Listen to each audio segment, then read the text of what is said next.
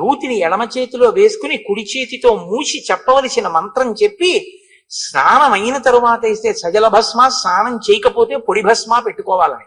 ఆ సజల భస్మని కుడి చేతితో మూసి మంత్రం చెప్తారు. ఒక పాపకర్మ చేసి ఉన్నారనుకోండి, మీరంటే మనం ఒక పాపకర్మ చేసాం అనుకోండి, అది ఎప్పుడో ఫలితాన్ని ఇస్తుంది. కొన్ని అవి ఏం చేస్తాయంటే వెంటనే ఏం ఫలితాన్ని ఇవ్వవు, ఇస్తాయి ఎప్పుడో తర్వాత ఎప్పుడో ఇస్తాయి. కొన్ని ఈశ్వరుడు ఏం చేస్తాడంటే తర్వాత వరకు కూడా ఉంచడు.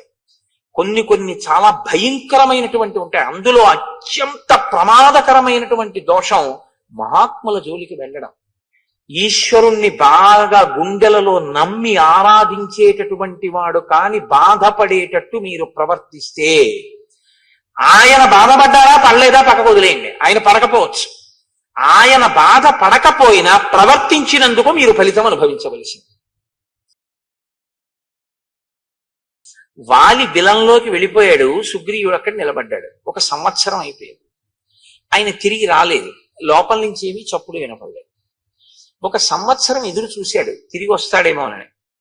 రాలేదు. కానీ 1 సంవత్సరం అయిపోయిన తర్వాత సఫేనం రుధిరం రక్తం అహం దృష్ట్వా సుదుఃఖితః, నురుగుతో కూడినటువంటి రక్త ప్రవాహం ఆ బిలంలోంచి పైకి రావడం మొదలుపెట్టింది. పైగా లోపల నుంచి వాలి వేసినటువంటి ఆర్తనాదములు, అంటే కొంచెం భయంతో కూడినటువంటి కేకలులా వినపడ్డాయి సుగ్రీవుడికి. అవి భయంతో వేశాడా వేయలేదా కాసేపు పక్కన పెట్టండి, ఆయనకు అలా వినపడ్డాయి.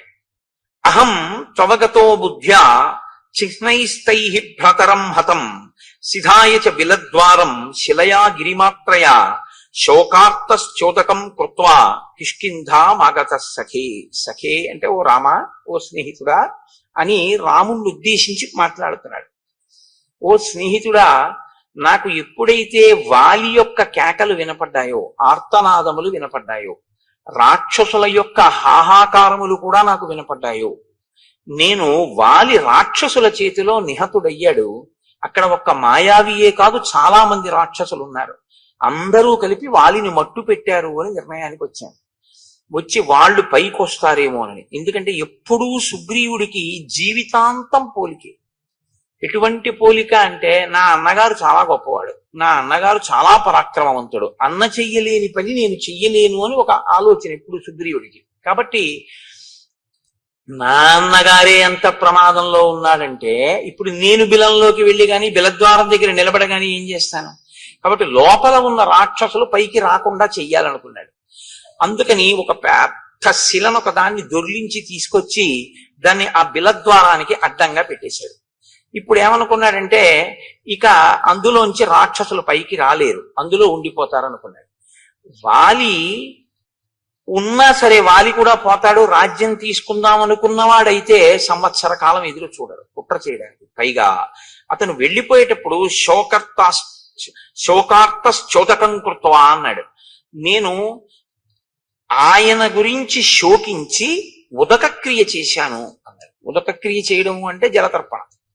అంటే చనిపోయాడు అన్న భావనలో మనసులో అతనికి ఏం అనుమానం లేదు. బతికున్నాడో చచ్చిపోయాడో, నేను గబుక్కుని బిలానికి అడ్డంగా ఓ రాయి పెట్టేశాను, అలాంటి భావన ఏం లేదు. ఖచ్చితంగా వాలి మరణించాడని అనుకున్నాడు. అందుకే అతను ఉదకక్రియ కూడా చేసేసాడు.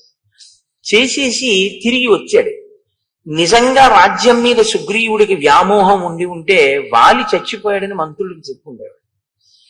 నేను బిలానికి అడ్డంగా ఒక శిలని పెట్టాను, ఉదకక్రియ చేశాను, వచ్చాను, కానీ అన్నయ్య చచ్చిపోయాడు అని నేను ఎలా చెప్పడం? అన్నయ్య ఏలినటువంటి రాజ్యాన్ని నేను ఏలగలనా? బహుశా అది ఆయన శంక. వాలి సింహాసనం మీద కూర్చుంటే అమ్మ బాబాయ్ వాలి పరిపాలిస్తున్నాడని ఎవరు రాలేరు. వాలి అంత సమర్థున్నా నేను వాలి కూర్చున్న సింహాసనం మీద కూర్చోడానికి? యువరాజుగా వాలి పక్కన కూర్చోగలనేమో, కానీ వాలి లేకుండా నేనే స్వతంత్రంగా పరిపాలన చెయ్యగలిగినటువంటి వాడిని కాను. అందుకని ఆయన మంత్రులకు చెప్పలేదు. కానీ వాళ్ళు ఏం చేశారు? యత్నతో మంత్రిభిశ్రుతం. వాళ్ళు గుచ్చి గుచ్చి గుచ్చి గుచ్చి ప్రశ్నించారు అనేక రకాలుగా. నువ్వు ఎందుకు వచ్చేసావు? వాలేడి? ఎందుకు రాలేదు? ఎప్పుడు వస్తాడు అని. దుఃఖముతో కూడుకున్నటువంటి మనసుతో ఉన్నవాడు కాబట్టి ఒక రోజున పైకి చెప్పేశాడు, వాలి మరణించాడు అని చెప్పాడు. ఎందుకని అంటే తను అలాగే నమ్మాడు. మంత్రులు అన్నారు, వాలి మరణించాడు, నువ్వు యువరాజువి, రాజు లేడు సింహాసనం మీద, సింహాసనం ఖాళీగా ఉండకూడదు, కాబట్టి ఉత్తరాధికారివి నువ్వే కనుక నీకు రాజ్యాభిషేకం చేస్తా ఉన్నారు. అభిషిక్తం తు మాం దృష్ట్వా వాలి సంరక్తలోచన మదీయాన్ మంత్రినో బద్ధ్వా పరుషం వాక్యమబ్రవీత్. ఈయనకి పట్టాభిషేకం చేశారు, సుగ్రీవుడు రాజ్యం చేస్తున్నాడు. సుగ్రీవుడు రాజ్యం చెయ్యడం మొదలు పెట్టినటువంటి కొద్ది కాలానికే వాలి వచ్చాడు. వాలి తిరిగి వచ్చి చూసి సుగ్రీవుడు రాజుగా ఉండడం చూడగానే ఆయన కళ్ళు ఎర్రబడ్డాయి. కుట్ర చేసి రాజ్యం పుచ్చుకున్నాడు అన్న భావన ఏర్పడింది. ఆయన సుగ్రీవుడిని అడగలేదు, అసలు సుగ్రీవుడు మాట్లాడడానికి కానీ సుగ్రీవుడు చెప్పడానికి కానీ అవకాశం ఇవ్వలేదు, సుగ్రీవుడు చెప్పింది నమ్మలేదు కూడా. కాబట్టి మదీయాన్ మంత్రినో బద్ధ్వా పరుషం వాక్యమబ్రవీత్, నా మంత్రులందరినీ ఖైదు చేసేసాడు, పైగా నన్ను చాలా పరుషంగా మాట్లాడాడు. ఏం మాట్లాడాడు అన్నది సుగ్రీవుడు చెప్పలేదు. పరుషంగా మాట్లాడాడు అంటే దాన్ని బట్టి మనం ఏమైనా అర్థం చేసుకోవలసి ఉంటుందంటే, నువ్వు రాజ్యకాంక్షతో కావాలని నన్ను చంపడం కోసమే బిలానికి శిల అడ్డుపెట్టి నేను లోపలికి వెళ్ళగానే అడ్డుపెట్టి వచ్చేసావు, వచ్చి రాజు అయ్యావు. సంవత్సరం ఎదురు చూసి వచ్చాడు అన్నదాన్ని వాలి ఊహించలేదు. వెళ్ళగానే బిలానికి శిల అడ్డు పెట్టాడు అనుకున్నాడు. కాబట్టి నిగ్రహేపి సమర్థస్య తం పాపం ప్రతిరాఘవ న ప్రావర్తతమే బుద్ధి భ్రాతుర్గౌరవయంత్రిత. నేనప్పుడు రాజ్యాధికారమునందున్నాను. బలవంతుడా బలహీనుడా కాసేపు పక్కన పెట్టండి, అధికారంలో ఉండడం చాలా గొప్ప బలం. ఎందుచేత అంటే సైన్యం అంతా కూడా సహకరిస్తుంది, రాజ్యాధికారం అటువంటిది. కాబట్టి నేను అధికారంలో ఉన్నాను, కాబట్టి నేనే తలుచుకుంటే వాలిని నిగ్రహించగలను, కానీ నేను నిగ్రహించలేదు. హత్వా శత్రుం సమే భ్రాత ప్రవివేశ పురం తదా మానయం స్తం మహాత్మానం యథావచ్చాభ్యవాదయం. నేను అభివాదం చేశాను. మొన్నటి రోజున మీకు నేను మనవి చేశాను, అభివాదము అన్న మాటకు అర్థం ఏమిటో. అభివాదము అంటే నిలబడి చేసేది కాదు, వంగి మోకాళ్ళ మీద రెండు చెవులు పట్టుకుని చేస్తే అభివాదం. కాబట్టి రెండు చెవులు పట్టుకుని నేను అభివాదం చేశాను. అలా అభివాదం చేస్తే గుర్తు ఏమిటంటే ఆశీర్వచనాన్ని అపేక్షించినట్లు. అభివాదం చేసినప్పుడు వెంటనే ఆశీర్వచనం చేస్తారు. కాబట్టి నాకు ఆశీర్వచనం చెయ్యలేదు మా అన్నయ్య, నేను అభివాదం చేసి మా అన్న పక్కన నిలబడ్డాను. ఉక్తాశ్చ నాశిషస్తేన సంతుష్టేన అంతరాత్మన. ఆయన మనసులో తృప్తిని పొందలేదు నేను అలా అభివాదం చేసినా కూడా. ఆయన నాకు ఆశీర్వచనం చెయ్యలేదు. నత్వా పాదావహం తస్య మకుటేనా స్పృశం ప్రభో అపి వాలీవమ క్రోధాత్ న ప్రసాదం చకారసః. నేను నా కిరీటం ఆయన పాదాలకు తగిలేటట్టుగా వంగి ఆయన పాదములకు నా కిరీటాన్ని తగల్చి నమస్కరించాను. నమస్కరించి నేను ఆయనతో ఒక మాట చెప్పాను, అన్నయ్య నేను యథార్థంగా రాజ్యం కోరుకోలేదు, నువ్వు మంత్రులను అడుగు. నేను 1 సంవత్సరం ఎదురు చూశాను నువ్వు వస్తావని, నురుగుతో కూడిన రక్తపు వరద వచ్చింది, నేను నీకే ప్రమాదం జరిగింది అనుకున్నాను. అందుకని 1 సంవత్సరం తర్వాత ఒక బండ అడ్డంగా పెట్టి తిరిగి వచ్చేసాను. నేను మంత్రులకు చెప్పలేదు, వారు నన్ను గుచ్చి గుచ్చి ప్రశ్నించారు. ప్రశ్నించి వాళ్ళు బలవంతంగా నాకు పట్టాభిషేకం చేశారు. అభిషిక్తోన కామేన తన్మేత్వం క్షంతుమర్హసి. నేను కావాలని చేసుకున్న పట్టాభిషేకం కాదు, కానీ నాకు పట్టాభిషేకం జరిగిందన్నమాట వాస్తవం. అన్నయ్య, ఈ జరిగిన పట్టాభిషేకానికి నన్ను క్షమించు, నాకు తెలియదు నువ్వు ఉన్నావని. కాబట్టి ఇప్పుడు ఈ రాజ్యాన్ని నీకు అప్పచెప్పేస్తున్నాను, నువ్వే సింహాసనం మీద కూర్చుని పరిపాలన చెయ్యి. నీ వంటి మహాత్ముడు పరిపాలన చేస్తుంటే నీ మీద ప్రభువుగా కూర్చున్నాడు. ప్రభువుగా కూర్చున్నవాడు అకస్మాత్తుగా మళ్ళీ యువరాజుగా రావడం అనేటటువంటిది ఎవ్వరికీ అంగీకార యోగ్యం కాదు. యువరాజు రాజు తర్వాత ఉండేటటువంటి రాజరికం. ఒకసారి రాచరికం చేసి మళ్ళీ యువరాజుగా కూర్చోవడం అనేటటువంటిది ఒక వ్యక్తి అంగీకరించగలిగినటువంటి విషయం కాదు, అంత తేలిక కాదది. కానీ సుగ్రీవుడు దానికి సిద్ధపడ్డాడు. అన్నయ్య, నువ్వే రాజ్యమేలు, నేను నీకు తోడుగా ఉంటాను, నేను పూర్వం ఎలా నిన్ను సేవించానో అలాగే ఒక సేవకుడిగా మసులుకుంటాను, నేను యువరాజుగానే ఉంటాను అని అభ్యర్థించాను. కానీ వాలి సభని ఏర్పాటు చేసి మంత్రుల్ని పౌరుల్ని అందరినీ పిలిచాడు. పిలిచి ఒక మాట అన్నాడు, జరిగిన కథంతా చెప్పాడు. మాయావి వెంట మేము పరిగెత్తడం, తను బిలంలోకి వెళ్ళడం అన్నీ చెప్పి ఆ సభలో ఉన్న వారితో ఏం చెప్పాడంటే, ఈ దుర్మార్గుడు రాజ్యాన్ని కాంక్షించి నేను బిలంలోకి వెళ్ళగానే శిల అడ్డుపెట్టి వెళ్ళిపోయాడు.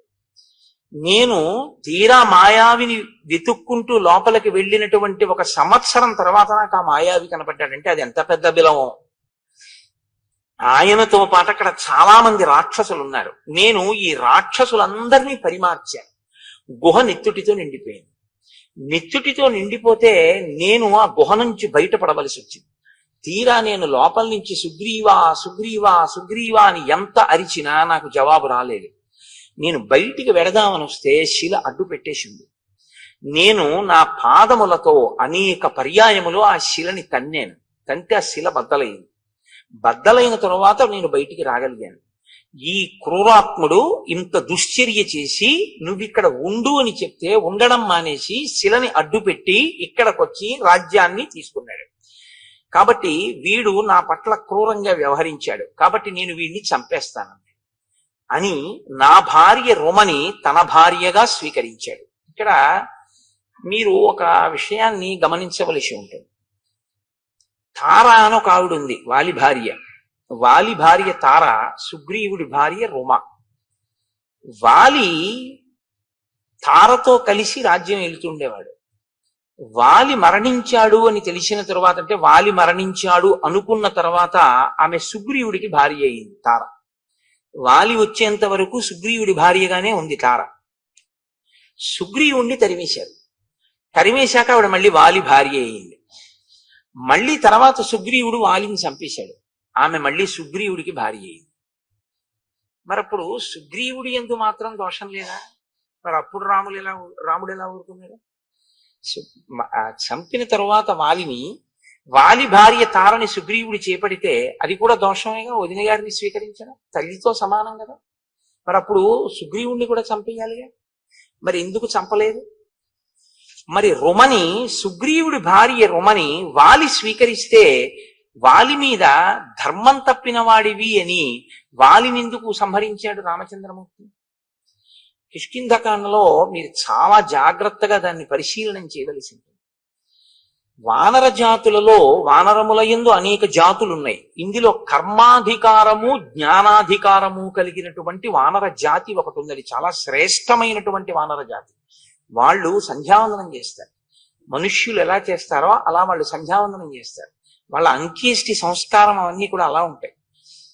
వాలి సుగ్రీవుడు సంధ్యావందనం చేసేటటువంటి వానర జాతిలో వచ్చినటువంటి సంధ్యావందనం చేసి అధికారం ఉన్నటువంటి వానర జాతిలో ఒక నియమం ఉంది. అన్న వదిన, తమ్ముడు మరదలు 2 జంటలుండగా ఏ కారణం చేతనైనా అన్నగారు కాని తమ్ముడు కాని మరణిస్తే, మరదలు కాని వదిన గారు కాని మిగిలినటువంటి వారిని, అంటే ఒక ఉదాహరణ చెప్పాలి అంటే అన్నగారు మరణించాడు అనుకోండి, ఇప్పుడు ఆ వదిన గారు తనంత తాను కోరుకుంటే తమ్ముడికి భార్య అవ్వచ్చు. అలాగే తమ్ముడు మరణించాడు అనుకోండి, తమ్ముడి భార్య కోరుకుంటే అన్నగారికి భార్య కావచ్చు. అది వాళ్ళ ధర్మం, వాళ్ళ నియమం. అది మీరు మన నియమాల్ని తీసుకెళ్ళి అక్కడ పెట్టకండి. వాళ్ళ నియమం అలా ఉంది, అది వాళ్ళకి ధర్మబద్ధం. కాబట్టి వాలి భార్యగా తార ఉన్నంత కాలం సుగ్రీవుడు ఎప్పుడూ స్వీకరించలేదు. వాలి మరణించాడు అని పరిపూర్ణంగా నమ్మాడని గుర్తు ఏమిటంటే పట్టాభిషేకం చేసుకుని తారని కూడా తీసుకున్నాడు. ఆవిడ అంగీకరించింది సుగ్రీవుడు భార్యగా ఉండడానికి, కాబట్టి స్వీకరించాడు. ఇప్పుడు తప్పు లేదు. సుగ్రీవుడు కళ్ళ ముందు బతికున్నాడని వాలికి తెలిసి రుమని స్వీకరించాడు. ధర్మం తప్పాడు, అందుకుని చంపాడు. ఇది మీరు పట్టుకోవలసి ఉంటుంది. తర్వాత సుగ్రీవుడు మరణించాడు, వాలి మరణించాడు. వాలి మరణించిన తరువాత వాలి భార్య తార ఇప్పుడు భర్త పోయాడు కాబట్టి కోరుకుంటే ఆయన తమ్ముడికి భార్యగా వెళ్ళవచ్చు. కాబట్టి తార తమ్ముడికి భార్యగా వెళ్ళింది. రాముడు జోక్యం తీసుకోవాలి. ఆ ధర్మ సూక్ష్మాన్ని మీరు పట్టుకోవాలి. కిష్కింధకాండలో ఈ విషయాన్ని మీరు జాగ్రత్తగా పట్టుకోకపోతే ఏమవుతుందంటే రాముడు వాలిని ఎందుకు నిగ్రహించాడు, సుగ్రీవుణ్ణి ఎందుకు నిగ్రహించలేదు అన్నది ఒక పెద్ద ప్రశ్నగా నిలబడిపోతుంది. కాబట్టి నేను అనుకుంటున్నా ఇప్పుడు మీకు స్పష్టమైంది అని నేను అనుకుంటున్నాను. రాముడు ధర్మాత్ముడు, ఆయన ధర్మాన్నే నిలబెడుతూ ఉంటాడు ఇప్పుడు. కాబట్టి రామ, నేను బ్రతికుండగా నన్ను చంపడానికి ప్రయత్నం చేసి ఈ భూమండలం అంతా తిరిగాను వాలి తరువుకొస్తే. ఋష్యమూక పర్వతం మీదకి వచ్చి కూర్చున్నాను. కిష్కింద పక్కనే ఉంది ఋష్యమూక పర్వతం. ఆఖరికి నేను ఈ ఋష్యమూకం మీదే కూర్చున్నాను. ఒక కారణం వల్ల ఇక్కడికి వాలి రాడు, అంతే చెప్పాడు. అప్పటికి ఆ మాటే చెప్పాడు. ఒకానొక కారణం చేత వాలి ఇక్కడికి రాలేడు. వాలే కాదు, వాలి అనుచరులు కూడా రాలేడు. అందుకని నేను ఇక్కడ ఉన్నాను, కానీ ప్రాణాలు అరచేత పెట్టుకుని ఉన్నాను. ఎందుకంటే నన్ను చంపాలి అని కృతకృత్యుడై ఉన్నాడు. ఎలాగైనా తమ్ముణ్ణి చంపేస్తానంటున్నాడు. అందుకని ఏ క్షణంలో ఎవరిని పంపి నన్ను చంపుతాడోనని భయపడడం వల్లే మీ ఇద్దరిని చూసినప్పుడు కూడా వాలే పంపాడు అని నేను అంత భయపడ్డాను. నేను బ్రతికుండగా నా భార్య రుమని తన భార్యగా వాలి అనుభవిస్తున్నాడు. ఇది వాలి చేసినటువంటి ద్రోహం. అందుకని వాలిని సంహరించి నాకు రాజ్యాన్ని భార్యని ఇప్పించవలసింది అని నిన్ను ప్రార్థిస్తున్నాను అన్నాడు. ఇప్పుడు వెంటనే రామచంద్రమూర్తి అన్నారు, యావత్తం నాభిపశ్యామి తమ భార్యాపహారిణం తావత్ సజీవేత్ పాపాత్మ వాలి చారిత్ర దూషక. ఆయన తీర్పు చెప్తారు. చారిత్ర దూషక, నడవడి లేనివాడు. ధర్మం తెలియదా? తెలుసు. అలా చేపట్టకూడదు రుమనని తెలుసు, చేపట్టాడు. ఎలా చేపట్టాడు? తమ్ముడు బతికుండగా చేపట్టాడు కాబట్టి ధర్మం తప్పాడు. ధర్మం తప్పినటువంటి ఆ వాలిని ఇక నేను బతకనివ్వను. నా కంటికి వాలి ఎంతకాలము కనపడడో అంతకాలమే బ్రతికుంటాడు. నా కంటికి వాలి కనపడిన ఉత్తర క్షణంలో వాలి మరణిస్తాడు. కాబట్టి నువ్వు ఇవ్వాలే, ఇప్పుడే బయలుదేరి కిష్కిందకి యుద్ధానికి పిలు. బయటికి వస్తాడు, నేను వాలిని చంపేస్తాను. సరే, బయలుదేరారు. ఆ వాలి, ఆ సుగ్రీవుడు రామచంద్రమూర్తితో, మీ పరాక్రమం మీద నాకు ఎటువంటి అనుమానం లేదు, మీరు ఇంద్రుడితో తుల్యమైన వారు, మీరు వాలిని నిగ్రహించగలరు, వాలినేమి 3 లోకములనే నిగ్రహించగలరు, అంతటి పరాక్రమ సంపన్నులు.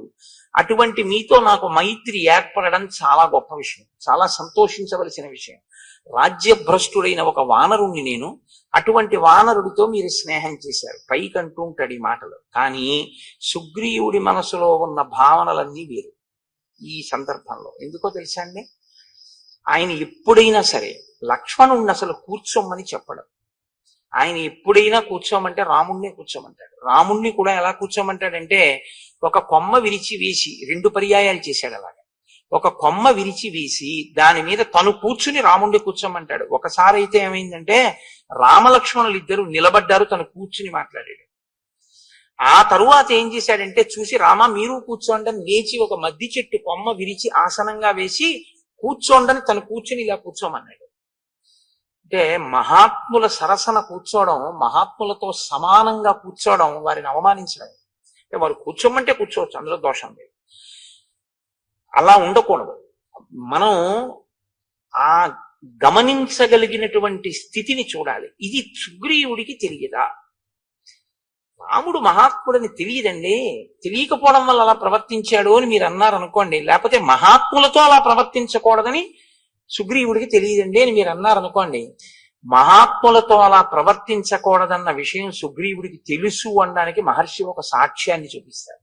నేను మీకు ఎదర వచ్చినప్పుడు చూపిస్తాను. అంటే తెలిసి అలా ప్రవర్తించాడు. ప్రవర్తించి మీ అంతటి వారు నాతో స్నేహం చేస్తున్నారు, ఇంకింతకన్నా ఏం కావాలంటాడు. కానీ మనసులో అనుమానపడుతుంటాడు. ఏమనుమానపడ్డాడంటే, ఆగండి వెడదాం, పిలుస్తాను వాలిని, యుద్ధం చేస్తాను, మీరు చంపుదురు కానీ నేను ఒక్క మాట చెప్తాను, కొంచెం వినండి అన్నాడు. దేని గురించి భయం సుగ్రీవుడికి అంటే, ఇప్పుడు బయటపడుతున్నాడు. సముద్రాత్ పశ్చిమాత్ పూర్వం దక్షిణాదపి చోత్తరం క్రామత్య నుదితే సూర్యే వాలి వ్యపగత క్లమః. వాలి ప్రతిరోజు సూర్యోదయానికి పూర్వం బ్రాహ్మీ ముహూర్తంలో నిద్రలేస్తాడు. చాలా మంచి అలవాటు. రావణుడు కూడా లేస్తాడు. కానీ ఇద్దరికీ ఉన్న లక్షణం ఏమిటో తెలుసా అండి? ఆయనకి కామం, ఈయనకి అహంకారం. నాకు బలం ఉంది అని. సంధ్యావందనం చెయ్యాలి అనుకున్నటువంటి వాడు ఒక చోట కూర్చుని చేసుకుంటే చాలు, అంతేకాని బలం ఉంది కదా అని సంధ్యావందనం చేసేటటువంటి వాడు ఏదో చెరువు దగ్గరికి వెడితే 4 గట్ల మీద సంధ్యావందనం చేయాలి, 4 చోట్లకి వెళ్ళి తర్పణ అంటే అర్ఘ్యం ఇవ్వాలని ఏం లేదు. కానీ ఒంటి బలం అటువంటిది. కాబట్టి ఆయన ఏం చేస్తాడంటే 4 సముద్రముల దగ్గరికి వెడతాడు అర్ఘ్యం ఇచ్చేటప్పుడు. అంటే దిగ్దేవతా నమస్కారానికి తిరిగినట్టుగా 4 సముద్రములకు వెడతాడు. తూర్పు సముద్రం, పశ్చిమ సముద్రం, ఉత్తర సముద్రం, దక్షిణ సముద్రం ఒక్కొక్క గంతులోనే వెళ్ళిపోతాడు. దక్షిణ సముద్రం దగ్గర కూర్చున్నవాడు ఒక్క గంతు వేస్తే ఉత్తర సముద్రం దగ్గర ఉంటాడు. ఉత్తర సముద్రం దగ్గర నుంచి ఒక్కసారి లంఘిస్తే మళ్ళీ తూర్పు సముద్రానికి వస్తాడు. తూర్పు సముద్రం నుంచి బయలుదేరితే ఒక్క గంతులో పశ్చిమ సముద్రాన్ని చేరుకుంటాడు. మా అన్నయ్య అంత వేగంగా సంధ్యావందనానికి వెళతాడు. సంధ్యావందనానికి వెళ్ళేటప్పుడు పెద్ద అలా వెళ్ళాలనేటటువంటి ఒక వ్యగ్రత ఏమీ ఉండదు. సంధ్యావందనం అనేటటువంటిది చాలా ప్రశాంతంగా చేసేటటువంటి స్థితి. మీరు విన్నారో లేదో, రాముడు అరణ్యవాసానికి రాగానే గంగా తీరంలో గుహుడి దగ్గరికి వెళ్ళాడు. నిర్మలమైన మనస్సుతో గాయత్రి చేస్తాడు. గాయత్రి ఎప్పుడు చేస్తున్నా సంధ్యావందనంలో మనసుని నిర్మలం చేసుకోవాలి. అందుకే అన్ని మాటలు ఆచమనం చేస్తారు. స్థూల సూక్ష్మ కారణ శరీరముల యందుండేటటువంటి తాపములను నిగ్రహించి మనసుని నిలబెట్టి సంధ్యావందనం చెయ్యాలి, గాయత్రి చెయ్యాలి. అది బుద్ధిని ప్రచోదనం చేస్తుంది. కాబట్టి రాముడు చేస్తే ప్రశాంత చిత్తుడై చేస్తాడు. వాలి చేస్తే తన బలాన్ని బయట పెట్టుకునేటట్టు చేస్తాడు. సంధ్యావందనంలో చెయ్యాలి తప్ప సంధ్యావందనం వేళంబరానికి వెటకారాలకి సంధ్యావందనాలు చేయకూడదు. అది చాలా ప్రమాదం కూడా. అలాంటి పిచ్చి పనులు ఎప్పుడూ చేయకూడదు. దాన్ని చేసేటప్పుడు తదేక దృష్టితో జాగ్రత్తగా ఆ మర్యాదతో ఆ గౌరవంతో చేయవలసి ఉంటుంది. కాబట్టి 4 సముద్రముల దగ్గరికి వెడతాడు మా అన్నయ్య. ఒక్కొక్క గంతులో వెళ్ళిపోతాడు. అయిపోయిన తర్వాత ఏం చేస్తాడో తెలుసా? సంధ్యావందనం అయ్యాక అంటే సూర్యోదయం అయిపోయే లోపల ప్రాయశ్చిత్తం లేకుండా కదా అర్ఘ్యం ఇచ్చేయాలి. కాబట్టి త్వరతో ముందు సంధ్యావందనం చేస్తాడు. చేసిన వెంటనే ఏం చేస్తాడంటే అగ్రాణ్యారుహ్య శైలానాం శిఖరాణి మహాంత్యపి ఊర్ధ్వముత్పాత్య తరసా ప్రతిగృహ్ణాతి వీర్యవాన్. ఆయన పర్వతముల యొక్క శిఖరముల దగ్గరికి వెళ్ళి నించుంటాడు. నించుని ఆ పర్వత శిఖరములను ఊపి చేత్తో బంతులు పట్టుకున్నట్టు పట్టుకుంటాడు. పట్టుకుని ఈ శిఖరములను గాలిలోకి ఎగరేస్తాడు. ఎగరేసి పట్టుకుంటూ ఉంటాడు కింద పడకుండా. పర్వత శిఖరములను పిరికి ఆడుకోవడం మా వాడికి పొద్దున్నే చేసుకునే వ్యాయామం లాంటిది. బంత్యాట కింద లెక్కది. శిఖరములతో ఆడుకుంటాడు అలాగా. అంటే ఎంతటి బలవంతుడో, ఎంతటి వేగమున్నవాడో గమనించు. బలం ఉండడం ఒకెత్తండి, బలానికి పక్కన వేగం ఉండడం మరింత దిగునీకృత బలం. అది బలం ఉన్న చోట వేగం ఉండాలని లేదు, వేగం ఉన్న చోట బలం ఉండాలని లేదు. బలము వేగము కూడా ఉన్నాయనుకోండి, చాలా కష్టం ఇంకా పట్టుకోవడం. అంత వేగంగా వచ్చి మీద పడిపోతాడు. అంత వేగమున్నవాడు, అంత బలమున్నవాడు మా అన్నయ్య. బహవః సారవంతశ్చ వనేషు వివిధాద్రుమాః వాలినా తరసా భగ్న బలం ప్రథయతాత్మనః. మా అన్నయ్య పచ్చగా ఉన్నటువంటి ఆకులతో ఉన్న సాలవృక్షముల దగ్గరికి వెడతాడు. వెళ్ళి ఆకాశం అంతెత్తి పెరిగిపోయి కొమ్మలతో రెమ్మలతో పచ్చి ఆకులతో ఉన్న సాలవృక్షం దగ్గరికి వెళ్ళి దాని మొదలు పట్టుకుని ఒకసారి ఊపుతాడు. ఊపి పైకి చూస్తాడు. చూస్తే అపర్ణః, ఇహ ఆకులు ఉండవు ఆ చెట్టుకి, అన్ని ఆకులు కింద పడిపోతాయి.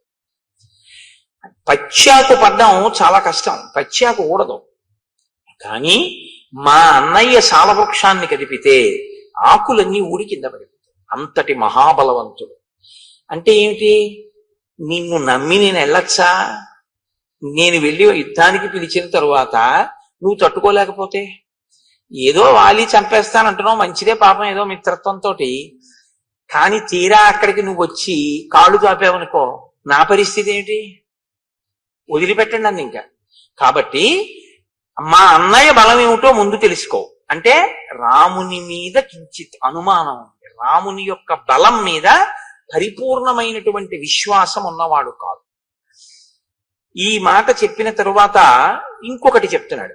మహిషోదుందుభిర్నామ కైలాస శిఖర ప్రభ బలం నాగ సహస్రస్య ధరయామాస వీర్యవాన్. దుందుభి అని ఆ మాయావి యొక్క తమ్ముడు, వాడికన్నా గొప్పవాడు వీడు. వీడికి 1000 ఏనుగుల యొక్క బలం ఉన్నటువంటి వాడు. 1000 ఏనుగుల బలం ఉంటే వచ్చిన ఇబ్బంది ఏముందండి? దానికి పెద్ద గొడవ ఉంది. ఆయన బలం అయింది, ఆయన తిండి అయింది. కానీ వచ్చిన బాధ ఏమిటంటే బలం ఉంది కాబట్టి రోజు ఎవరో ఒకళ్ళతో యుద్ధానికి వెళ్తాడు. యుద్ధానికి వెళ్ళడానికి ఆయనకి ఈయనకి ఏమీ అభిప్రాయ భేదాలు ఉండక్కర్లేదు. బలవంతులు ఎవరని అడుగుతాడు.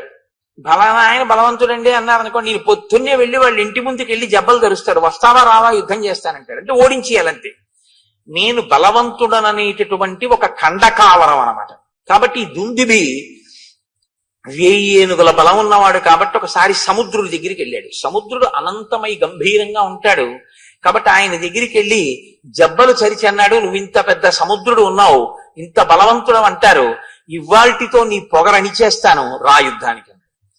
ఆయన ఏం చేశాడు అంటే ఆయన ఏం చెయ్యక్కర్లేదు, బలం ఉంది కాబట్టి గొడవ పెట్టుకుంటూ ఉంటాడు. అదే రాక్షస ప్రవృత్తి అంటే, అంతకన్నా ఇంకేముండదు.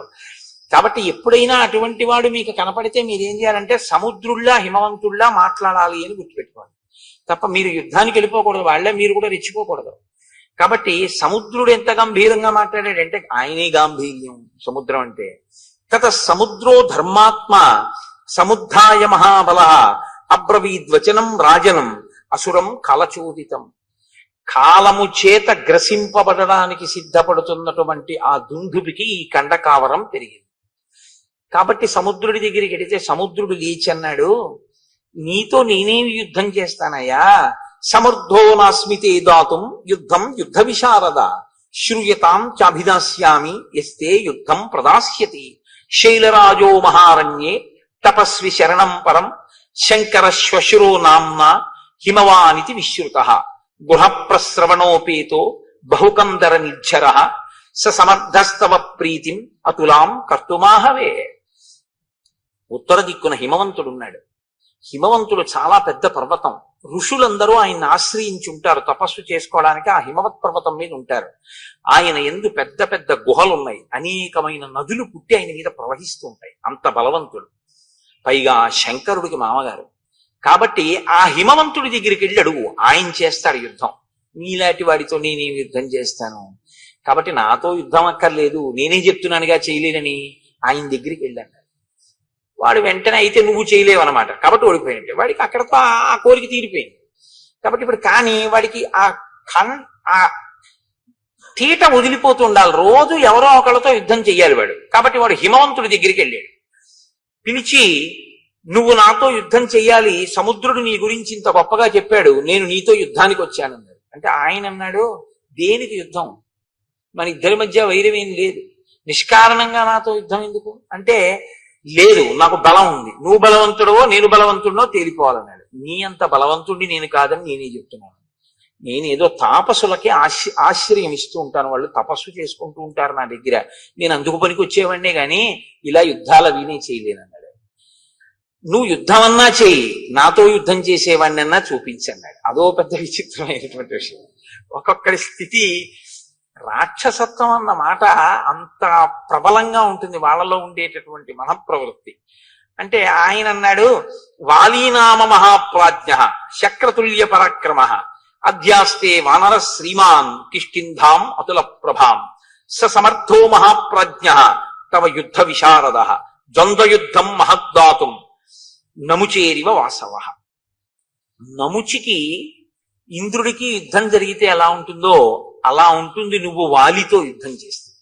కిష్కింధారాజ్యాన్ని పరిపాలన చేస్తున్నాడు, మహాబలవంతుడు, నీకు తగినవాడు, ఆయనతో యుద్ధం చెయ్యి, మీ ఇద్దరికి సరిపోతుంది, బాగుంటుంది, నాతో ఎందుకు, అక్కడికి వెళ్ళి అన్నాడు. అంటే మళ్ళీ ఒక్క గంతులో అక్కడి నుంచి ఇక్కడికి వచ్చాడు. కానీ పాపం అప్పటికే తిరిగాడు కదండి. మరి ఓసారి సముద్రుడి దగ్గరికి వెళ్ళాడు, ఓసారి హిమవంతుడి దగ్గరికి వెళ్ళాడు. దేనికి? ఓ పుణ్యమా పురుషార్థమా? గొడవ తెచ్చుకోవడానికి వెళ్ళాడు. గొడవ పెట్టుకోలేదు వాళ్ళు గొడవ పెట్టుకోలేదన్న కక్ష కడుపులో ఉండిపోయింది. వాళ్ళు గొడవ పెట్టుకోలేదు, ఇవాళ నాకు యుద్ధం చేయడానికి ఒక్కడ దొరకలేదు, సూర్యాస్తమయం అయిపోయింది. వాడికి ఎంత బాధో చూడండి.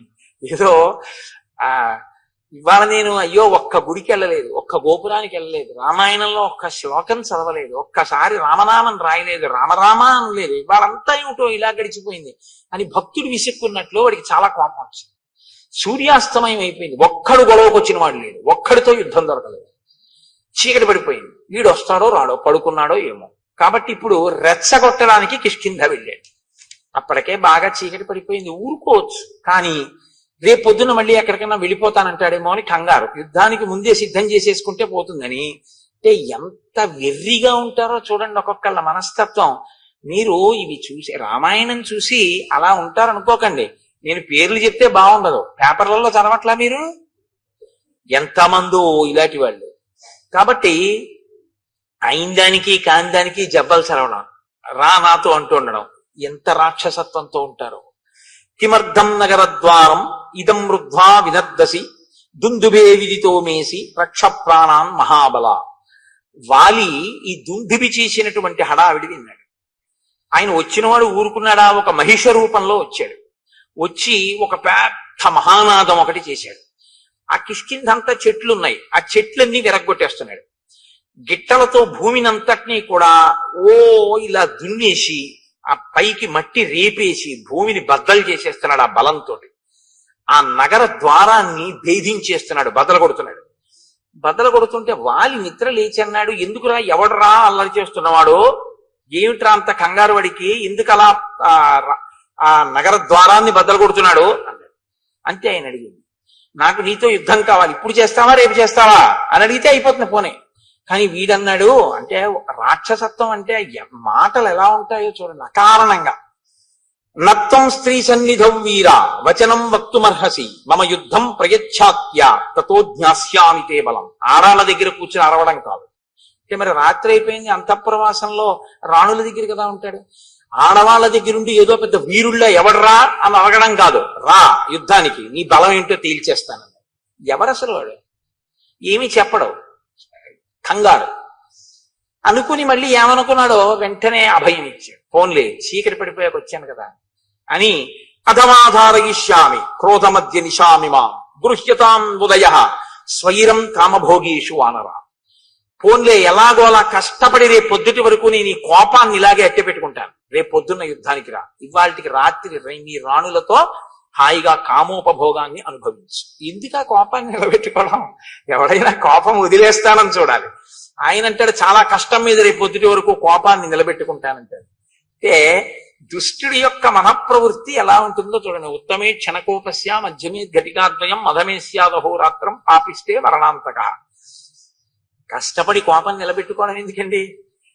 అది పోతుంటే హాయిగా వదిలిపెట్టేయాలి దాన్ని. అమ్మాయి మన ప్రయత్నం లేకుండా పోయిందిరా అనుకోవాలి. కానీ వాడికి అలా చిత్తశాంతి లేదు, దాన్ని కష్టపడి నిలబెట్టుకుంటున్నాడు, గిట్టలతో గీరేస్తున్నాడు, చెట్ల కొమ్మలు. అంటే రాత్రల్లా అలా చేస్తూ ఉంటాడు. నువ్వేం చెయ్యాలి? వాలి ఏం చెయ్యాలో చెప్తున్నాడు. ఇవాళ రాత్రికి నీ రాణులతో భోగించు. దీయతాం సంప్రదానంచ పరిష్వజ్య వానరాన్ సర్వశాఖా మృగేందస్వం సంసాదయ సుహృజ్జనాన్. నువ్వు దాన ధర్మాలు ఏమైనా చెయ్యాలనుకుంటున్నావు, ఇవాళ రాత్రి చేసేసి, ఎవరికేమైనా ఇద్దామనుకుంటే ఇచ్చేసి. పరిష్వజ్య వానరాన్, ఎవరైనా నీకు ముఖ్యమైనటువంటి వానరుల్ని చూడాలంటే వాళ్ళని పిలిపించి కౌగిలించేసుకోసారి. ఎందుకంటే ఇవన్నీ అంటే ఖండకావరం, నోటి తీట.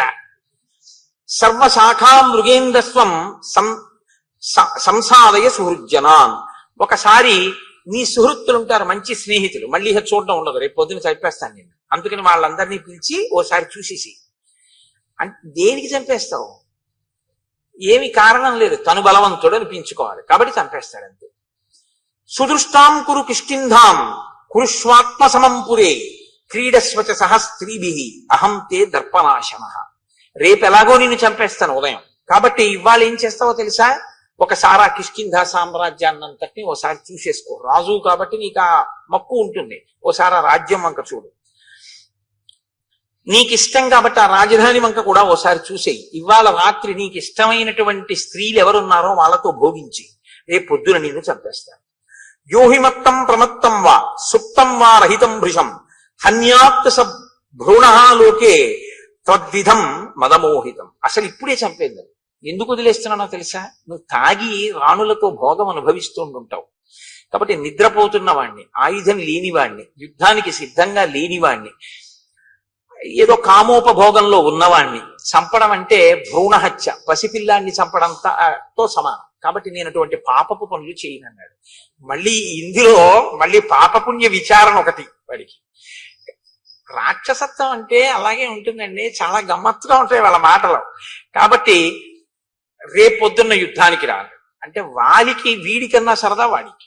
వాడన్నాడు రేపొద్దుడి దాకా అయింది, నేను తాగిన అది వీరరసం, నేను మధుపానం చేసినా అది నన్నేం అడ్డదు, కాబట్టి నేను ఇప్పుడే చంపేస్తాను, రేపొద్దుడి దాకా అయింది, అవన్నీ నాకేం అవసరం లేదన్నాడు అని వెంటనే లోపలికి వెళ్ళి తమేవ ముక్త్వా సంక్రుద్ధో మా మాలాముక్షిప్య కాంచనీం పిత్రా దత్తాం మహేంద్రేణ యుద్ధాయ వ్యవతిష్ఠత.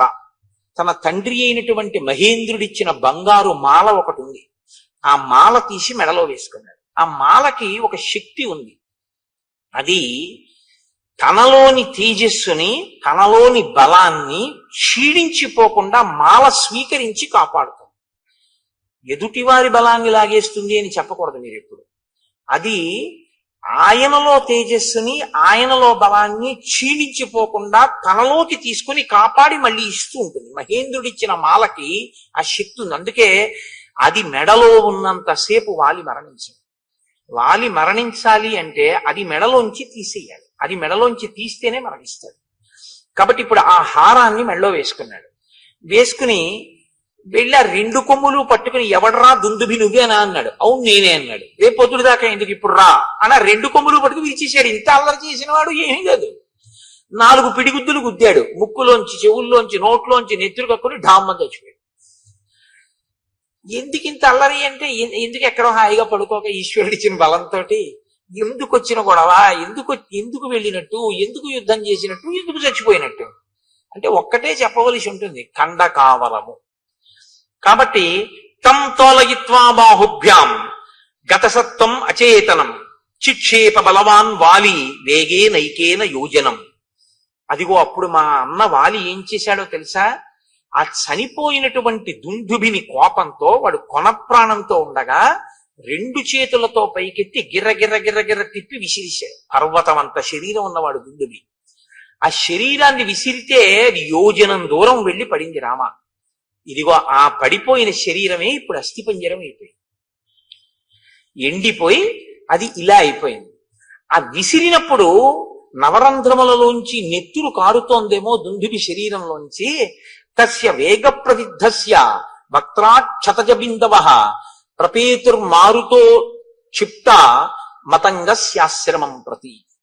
ఆ గాలిలో వచ్చేస్తున్నటువంటి ఆ దుందుభి యొక్క శరీరంలోంచి కారుతున్న నెత్తురు మతంగ మహర్షి యొక్క ఆశ్రమంలో పడింది. ఆశ్రమ ప్రాంగణంలో పడింది. ఆయన బయటికి వచ్చారు. ఏడ్రా పెద్ద చప్పుడైంది, ఏదో పడిపోయినట్టు అని బయటికి వచ్చారు. బయటికి వస్తే నెత్తురు పడిపోయింది అదంతా. ఆయన వెంటనే ఒకసారి అంతర్ముఖులై చూశారు, ఎందుకు పడింది ఇంత రక్తం అని. దుందుభి శరీరాన్ని వాలి విసిరాడు అని గ్రహించారు. ఆయన అన్నారు, వనం మత్సంశ్రయం ఏన దూషితం రుధరస్రవై సంభగ్నా పాదపాశ్చేమే క్షిపతే హాసురీం తను. నేను ప్రాణప్రదంగా పెంచుకుంటున్నటువంటి చెట్లతో కూడినటువంటి ఈ ఆశ్రమం నేను నివసించేటటువంటి ప్రదేశం. దీన్ని కలుషితం చేశాడు వాలి. ఆ నెత్తుటి ధారలు ఇక్కడ పడేటట్టుగా విసిరాడు దుందుభి కళేవరాన్ని. కాబట్టి ఎవడైతే ఈ శరీరాన్ని ఇలా విసిరాడో వాడు ఈ ఆశ్రమంలోకి అడుగు పెడితే వెంటనే మరణిస్తాడు అని ఊరుకోలేదు ఆయన. సమంతాద్యోజనం పూర్ణం ఆశ్రమం మమకం యది ఆగమిష్యతి దుర్బుద్ధి వ్యక్తం సన భవిష్యతి. నేను ఎంతో కష్టపడి ఈ వనాన్నంతటినీ పెంచి పెద్ద చేసి కందమూలములు తింటూ ఉంటాను. నా బిడ్డల్లాంటివి ఈ చెట్లన్నీ. ఇటువంటి చెట్లన్నీ పాడైపోయేటట్టుగా విసిరాడు ఆ దుందుభి శరీరాన్ని. మరి పర్వతం అంతా శరీరం పడిపోతే చెట్లు పాడవండి. కాబట్టి ఈ ఆశ్రమంలోకే కాదు, ఆశ్రమానికి 1 యోజనం దూరంలో ఎప్పుడైనా వాలి లోపలికి వస్తే వెంటనే వాలి మరణిస్తాడు అని ఆయన అన్నాడు. వాలి ఈ కోపాన్ని పెట్టుకుని తన వాళ్ళని పంపించి పాడు చేస్తుంటాడేమో అని. దివసస్యాస్య మర్యాద యంద్రస్తాస్యోస్మి వానరం బహువర్ష సహస్రాణి సవై శైలో భవిష్యతి. వాలికి సంబంధించినటువంటి వాళ్ళు, వాలి సైన్యంలో ఉన్న వాళ్ళు కాని, వాలి పరివారంలో ఉన్న వాళ్ళు కాని ఎవరైనా ఒక్కరోజు సమయం ఇస్తున్నారు. ఇప్పటికిప్పుడు వెళ్ళిపోమంటే వెళ్ళిపోరు. కాబట్టి 24 గంటలలో వాళ్ళు ఇక్కడ ఉన్నటువంటి ఈ ఋష్యమూక పర్వత శిఖరములన్నిటి నుంచి ఖాళీ చేసి వెళ్ళిపోవాలి.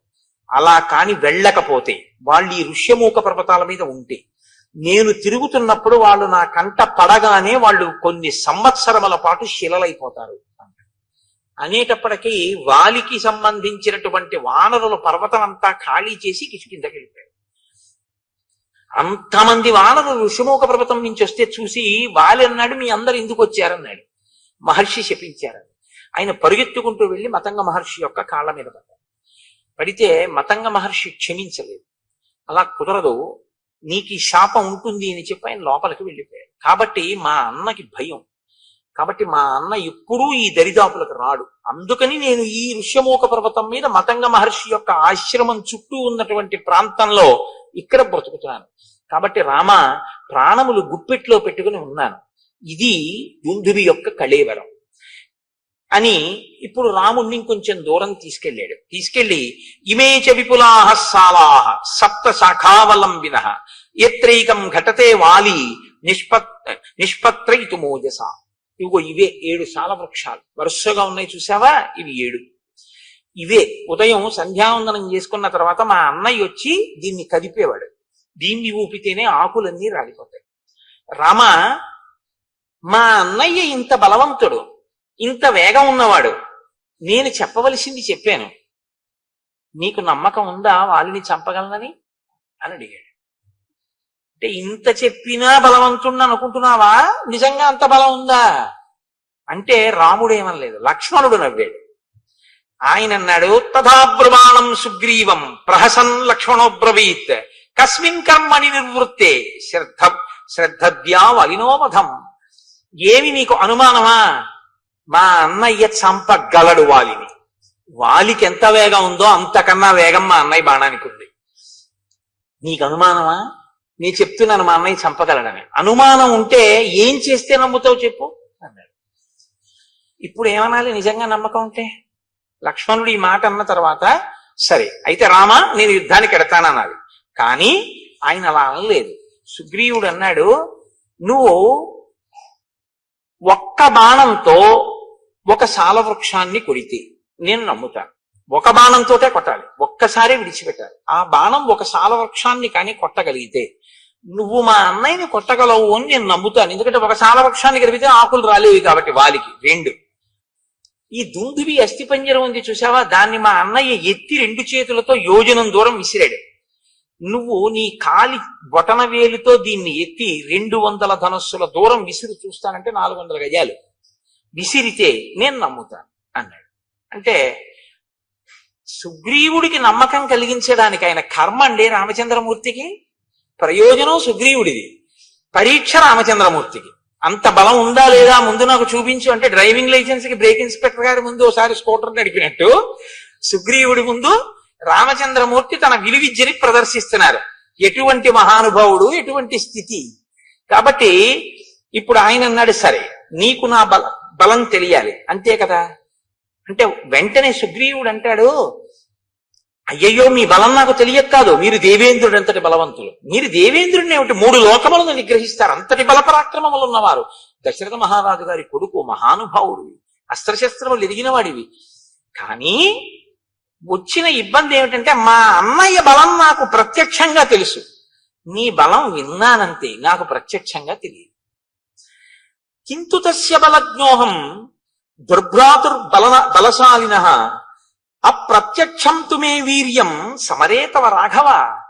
మా అన్నయ్య యుద్ధాలు చేయడం నేను చూశాను, మా అన్నయ్య ఓడిపోవడం అన్నది నేను చూడలేదు.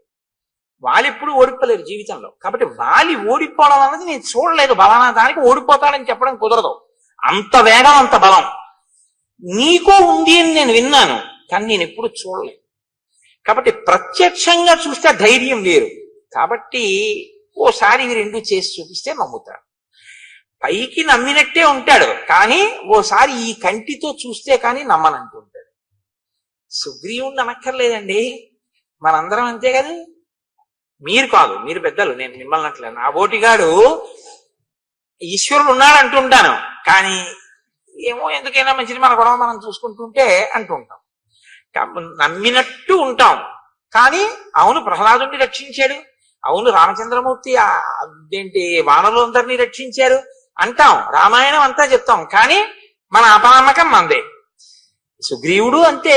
కాబట్టి ఇప్పుడు ఆయన నీకు నమ్మకం కలగడం కోసం నేను ఈ దుందిపి కళేవరాన్ని ఎత్తి విసిరాలంతే కదా అని ఏదైనా ప్రత్యయోస్మాసు విక్రమే తవ వానర ప్రత్యయం సమరే శిలాఘ్యం అహముత్పాదయామితే రాఘవో దుందుభే కాయం పాదాంగుష్ఠేన లీలయా తోలయిత్వా మహాబాహు చిక్షేప దశయోజనం. వాలి రెండు చేతులతో ఎత్తి గిరగిరా తిప్పి 1 యోజనం విసిరినటువంటి దుందుభి యొక్క కళేబరాన్ని రామచంద్రమూర్తి తన కాలి బొటన వేలితో పైకెత్తి దశయోజనం చిక్షేప దశయోజనం 10 యోజనముల దూరం విసిరిశాడు కాలి బొటన వేలితో. నమ్ముతావా అంటే ఆయన అన్నాడు, అప్పుడు మా అన్నయ్య చంపినప్పుడు అది పచ్చిగా ఉంది, మాంసంతో ఉంది, నెత్తుడితో ఉంది, బరువుగా ఉంది, ఎత్తి యోజనం విసిరాడు. ఇప్పుడు చాలా కాలం అయిపోయింది, ఎండిపోయింది, అస్థిపంజరం అయిపోయింది. దాన్ని నువ్వు బొటన వేలుతో విసిరావు 10 యోజనాలు. ఒక్క సాల వృక్షాన్ని కూడా కొట్టు ఒక బాణంతో, కొడితే నమ్ముతాను అన్నాడు. అంటే ఇంకా ఇప్పటికీ కూడా పూర్తిగా నమ్మకం కలగలేదు. వెంటనే రాముడు స గృహీత్వా ధనుర్ఘోరం శరమేకంచమానద సాలముద్దిశ్య చిక్షేప జాస్వనై పురయం దిశ స విసృష్టో బలవత బాణ స్వర్ణ పరిష్కృత భిత్వా సాలాం గిరి ప్రస్థే సప్త భూమిం వివేశ ప్రవిష్టశ్చ ముహూర్తేన ధరాం భిత్వా మహాజవ నిష్పత్య చ పునస్తూర్ణం స్వతూణీం ప్రవివేశ తాన్ దృష్ట్వా సప్త నిర్భిన్నాన్ సాలాన్ వానరపుంగవ రామస్య శరవేగేన విస్మయం పరమంగతః. నీకు నమ్మకం కల్పించడానికి ఒక సాలవృక్షం కొట్టాలి ఒక బాణంతో, అంతే కదా అని ఒక ఘోరమైన బాణాన్ని తన అమ్ముల పొదలోంచి తీసి వింటినారికి సంధించి ఆకర్ణాంతము లాగి ఆ బాణాన్ని సాలవృక్షముల మీదకి ప్రయోగించాడు రాముడు. అది ఒక ముహూర్త కాలంలో, అంటే అనే లోపల 7 సాలవృక్షములను కొట్టి ఎదురుగుండా ఉన్న పర్వతము యొక్క శిఖరములను కొట్టి పాతాళలోకంలోకి వెళ్ళి పాతాళలోకాన్ని దర్శించి మళ్లీ పైకొచ్చి రామచంద్రమూర్తి యొక్క అమ్ముల పొదిలోకి చేరిపోయింది ఒక ముహూర్తం. ఇది చూసి ఒక్కసారి విస్మయం పరమంగతః. అబ్బా, ఇంత వేగమా రాముడి బాణానికి, మా అన్నయ్యదే వేగం అనుకున్నాను. అమ్మో, ఇలా అనేటప్పటికీ బాణం 7 సాలవృక్షములను కొట్టి పర్వతాన్ని కొట్టి ఛేదించి భూమిలోకి పాతాళంలోకి వెళ్ళి పాతాళ వివరాన్ని చూసి మళ్లీ పైకొచ్చి అక్షయబాణ తూణీరంలోకి వెళ్ళిపోయి చేరిపోయి. ఇప్పుడు ఇక నిలబడలేదు. ఇప్పటిదాకా ఆయన్ని నిలబెట్టి తను కూర్చుంటాడు. ఇప్పటిదాకా కొమ్మ కొట్టి ఆయన్ని ఇలా కూర్చో అని తను కూర్చోబెడతాడు. ఇప్పుడు చూశాడు రాముడంటే. ఇప్పుడేం చేశాట, సమూర్జ్ఞ న్యపతద్ధూమౌ ప్రలంబీకృత భూషణ సుగ్రీవ పరమ ప్రీతో రాఘవాయ కృతాంజలి. ఇప్పుడు ఆయన ముందు ఇలా వంగిపోయి 2 చేతులతో అంజలి ఘటిస్తే ఆభరణములు వేలాడాయి అన్నారు. ఎంత పెద్ద మాట చూడండి. ఇప్పుడు నేను నా మెడలో ఉన్న రుద్రాక్ష హారం నా మెడలోనే నా గుండెల మీద ఇలాగే ఉందనుకోండి, నేను బాగా వంగలేదు అని గుర్తు. ఊడిపోయిందా? అదే నేను ఒకరి యందు భక్తితో బాగా వంగిపోయి నమస్కరించాను అనుకోండి, ఇలా నా గుండెల మీద ఉన్న హారం ఏమవుతుంది, ఇలా గాలిలోకి వచ్చి వేలాడుతుంది. అంత వంగిపోయాను అంటే గుర్తేమిటి, అవతల వారి యందు అంత భక్తి చూపించాను అని గుర్తు. ఇన్నాళ్ళు ఏమైంది భక్తి అంటే, ఇన్నాళ్ళు రాముడిని అలా చూడలేదు. ఇప్పుడు రాముడు ఏమిటో తెలియగానే ఏం చేశాడంటే అంత వంగిపోయాడు. వంగిపోయి అన్నాడు, ఇక వెళ్ళిపోదాం పద, పిలుస్తాను వాడిని. ఇప్పుడు ఎంత నమ్మకం వచ్చేసిందో చూడండి. కానీ దీని ఫలితం దీనికి ఉంటుంది. ఇది మీరు కిష్కింధకాండలో పట్టుకోవలసినటువంటి ఒక అద్భుత రహస్యం. రాముడు అన్నాడు, పద, తప్పకుండా యుద్ధం చేస్తాను, నువ్వు పిలు మీ అన్నయ్యని, మీ ఇద్దరు యుద్ధం చేస్తుంటే నేను వాలిని సంహరిస్తాను. నువ్వు వెళ్ళాడు, పెద్ద సింహనాదం చేశాడు. ఎవడు రావాడన్నాడు, నీ తమ్ముడే వచ్చాడన్నాడు. వీడికెంత అహంకారం వచ్చిందిరా, ఋష్యమూకం నుంచి దిగి నా ముందుకు వస్తాడా యుద్ధానికి అని వాలి గబగబా బయలుదేరి వచ్చాడు. ఇద్దరు పెనుగులాడుతున్నారు, ఇద్దరు పిడికిటి పోట్లతో పొడుచుకుంటున్నారు, కలియబడుతున్నారు, గుద్దుకుంటున్నారు, తన్నుకుంటున్నారు, ఒకరి మీద ఒకరు కలియబడుతున్నారు, నెత్తురు కక్కుతున్నారు. ఇన్ని చేస్తుంటే రాముడు బాణం వెయ్యలేదు. మెరుపు వేగం కలిగినటువంటి బాణాన్ని రాముడు ఇతనే వాలి అనుకుని వేసేస్తే అది సుగ్రీవుడి మీద పడిపోతాయి. ఇప్పుడు రాముడి పట్ల ఎంత అధర్మం అయిపోతుంది, మిత్రఘాతకుడు అయిపోతాడు. కాబట్టి తతోన కృతవాన్ బుద్ధిం మోక్తుమంతకరం శరం, అది వేస్తే దెబ్బ తగలడం కాదు, అది చంపేస్తుంది మనిషిని. కాబట్టి బాణాన్ని వేయలేదు, ఆగిపోయాడు రాముడు. ఇప్పుడు తినవలసినన్ని దెబ్బలు తినేసి పారిపోయాడు శిముఖ పర్వతం మీద. పారిపోయి కూర్చున్నాడు తల వంచుకొని. మళ్ళీ రామలక్ష్మణులు వీళ్ళు మంత్రులు వెళ్ళారు. వీడికి తల వంచుకుని కూర్చున్నవాడు రాముడి వంక చూశాడు. రాముడు ఏమనలేదు. సుగ్రీవుడే అన్నాడు, నా మానాన్ని నేనున్నాను, అగ్నిసాక్షిగా మిత్రత్వం చేసుకున్నావు, సాల వృక్షాలు కొట్టావు, మా అన్నయ్యని కొట్టేస్తాను యుద్ధానికి పిలవమన్నావు, నీ మాట నమ్మి యుద్ధానికి వెళ్ళాను, నన్ను చితక పొడి చేశాడు, నువ్వు బాణం వేయలేదు. నేను వాలిని సంపనని ఒక మాట ముందు చెప్తే ఏమై ఉండేది, ఎందుకు పంపావు నన్ను అని అడిగాడు. అడిగితే ఆయన అన్నాడు, నిన్ను రక్షించడానికి వాలిని సంహరించడానికి నేను బాణప్రయోగం చెయ్యాలిగా. మీ ఇద్దరూ ఒక్కలా ఉన్నారు, నేను నిన్ను చూశాను కానీ వాలిని చూడలేదు ఇత పూర్వం. నువ్వు వాలిని పిలవడం ఏమిటి, వాడు యుద్ధానికి వచ్చేసాడు, ఇద్దరూ కలిగిపడిపోయారు. ఇద్దరూ కలిగిపడిపోయిన తర్వాత ఎంత పరికించి చూసినా ఇద్దరూ ఒక్కలాగే కనపడుతున్నారు. ఎవరు వాలో ఎవరు సుగ్రీవుడో నాకు తెలియలేదు. నిజం కూడా అంతేనండి, ఇద్దరు అలా ఉంటారు వాలి సుగ్రీవులు. కాబట్టి ఇద్దరూ అలా ఉన్నారు కాబట్టి నేను ఎవరో తెలియలేదు. పైగా మల్ల యుద్ధం చేసేటప్పుడు ఎలా ఉంటుందంటే, ధనుర్వేదంలో బాణప్రయోగం చేసుకునేటప్పుడు ఒకరి ముందు ఒకరు నిలబడి ఉంటారు. ఇటుపక్క ఒకరి నుంచి ఉంటే అటుపక్క ఒకరి నుంచి ఉంటారు. ఆయన రథం నుంచి ఈయన మీదకి బాణాలు వేస్తూ ఉంటాడు. ఏదో కొంత పరికించే అవకాశం ఉంటుంది. మల్ల యుద్ధంలో అలా ఉండదు. కింద పడుతూ ఉంటారు, మీద పడుతూ ఉంటారు, దుల్లుతూ ఉంటారు, గుద్దుకుంటూ ఉంటారు, కొట్టుకుంటూ ఉంటారు, పురుచుకుంటూ ఉంటారు, అరుచుకుంటూ ఉంటారు, అటు తిరుగుతూ ఉంటారు, ఇటు తిరుగుతూ ఉంటారు. ఎవడని తెలుస్తుంది? తెలియకుండా ఇతనే వాళ్ళనుకుని వేసేశాకని సుగ్రీవుడైతే అందుకు నేను వేయలేదన్నాడు. అంగీకరించాడు సుగ్రీవుడు. కానీ ఇప్పుడు మళ్ళీ వెళ్ళు మీ అన్నయ్య దగ్గరికి అన్నాడు. అయ్య బాబోయ్ అని భయం ఏదే. కాబట్టి నువ్వు బెంగ పెట్టుకోకు లక్ష్మణ, అదిగో ఆ పర్వత చర్యల కింద గజపుష్పీం ఇమాం పుల్లాం ఉత్పాట్య శుభలక్షణాం కురు లక్ష్మణ కంఠేస్య సుగ్రీవస్య మహాత్మనః. అదిగో అక్కడే నాగకేసరపు లత ఒకటి పుష్పించినటువంటిది పెరిగి ఉంది. ఆ లతని పీకి పట్రా లక్ష్మణ, పట్టుకొచ్చి పువ్వులతో ఉన్నటువంటి ఆ తీగని మెడలో మాలగా వేయి సుగ్రీవుడికి. ఇప్పుడు ఈ గజపుష్పలత ఉన్నటువంటి వాడు సుగ్రీవుడు, అది లేనివాడు వాలి. నాకు గుర్తు తెలుసు. ఇప్పుడు వాలిని సంహరిస్తాను, కాబట్టి నువ్వు మళ్ళీ వెళ్ళి ఇప్పుడు పిలు మీ అన్నయ్యని యుద్ధానికి, నీకేమీ ప్రమాదం రాదు. ఇక్కడే మీరు ఒక విషయాన్ని గమనించాలి. ఇది యథార్థమేనా? రాముడు నిజంగా బాణం వేయకపోవడానికి కారణం అంతేనా? అంతే.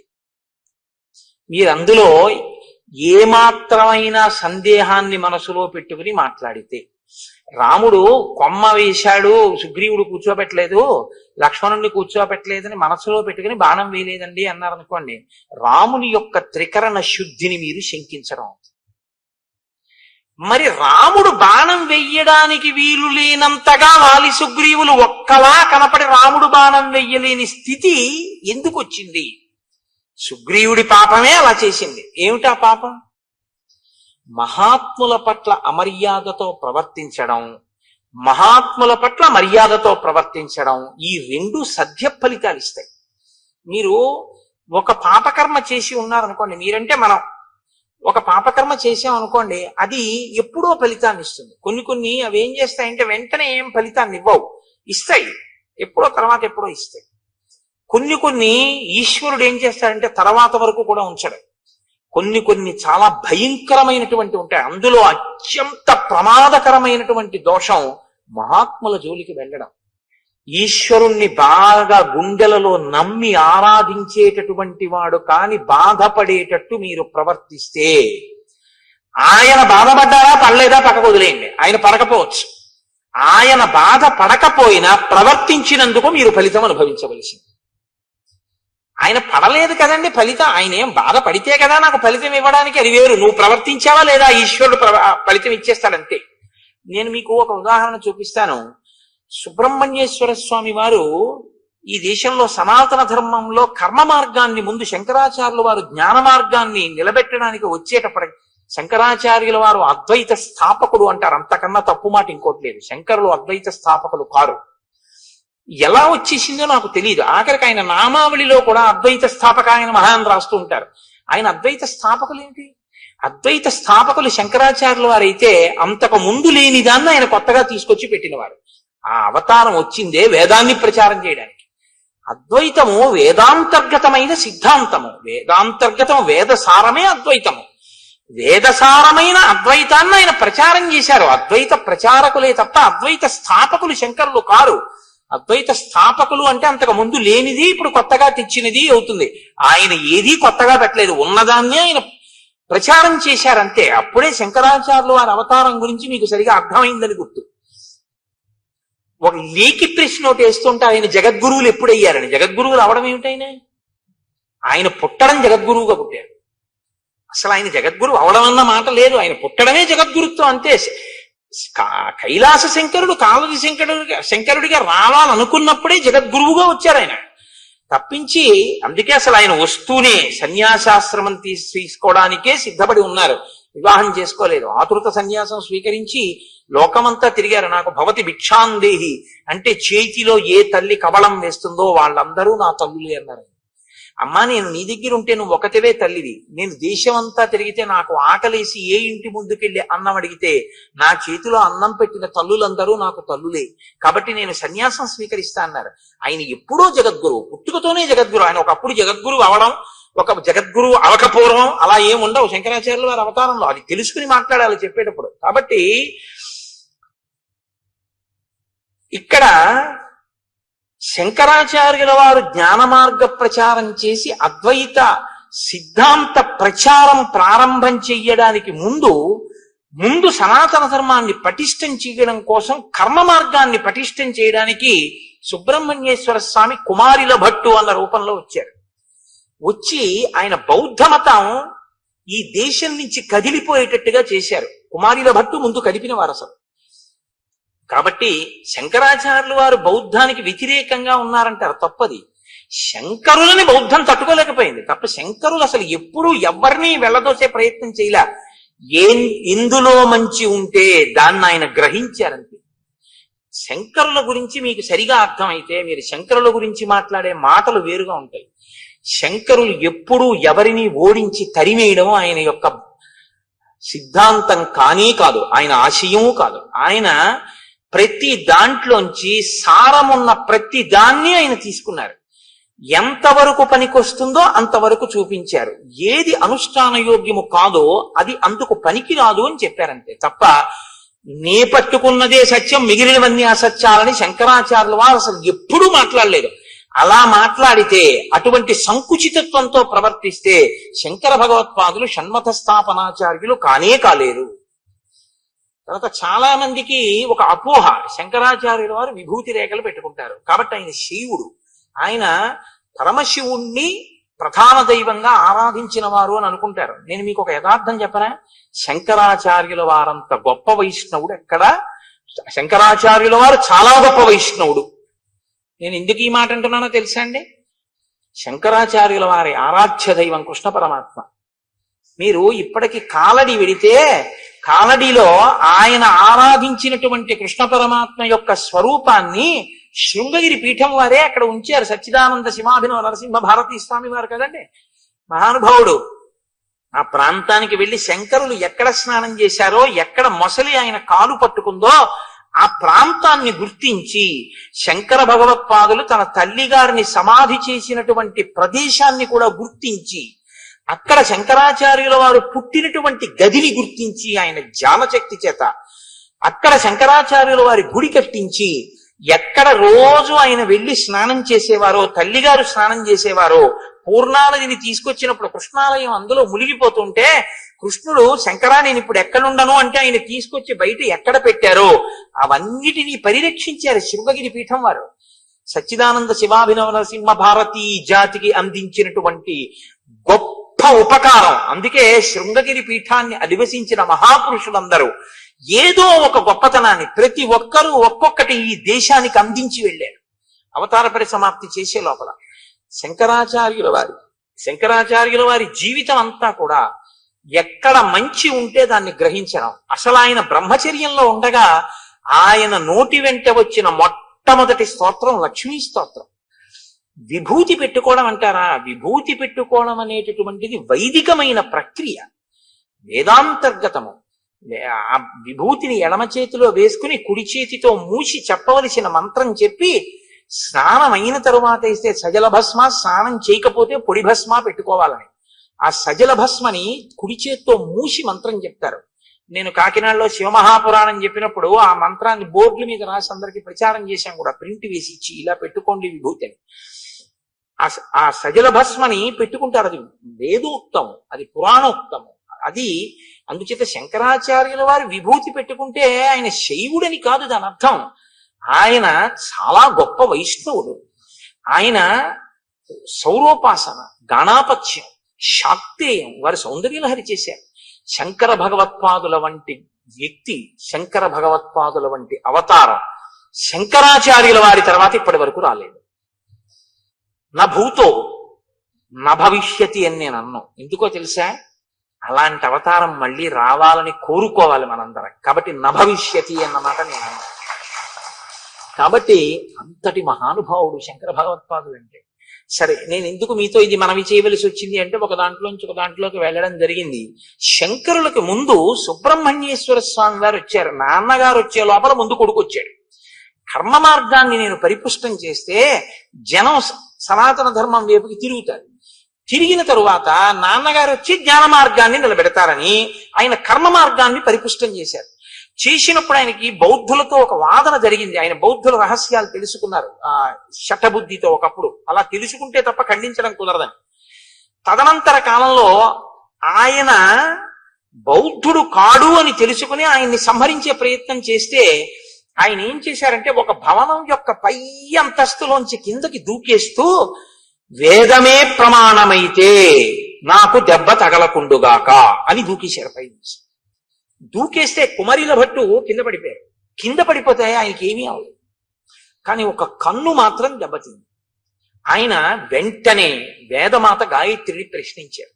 నేను వేదాన్ని నమ్మాను, నేను ప్రమాణమైతే అని చెప్పి దూకితే నాకేం అవ్వలేదు, కానీ నా కన్ను ఎందుకు దెబ్బతిందని అడిగారు.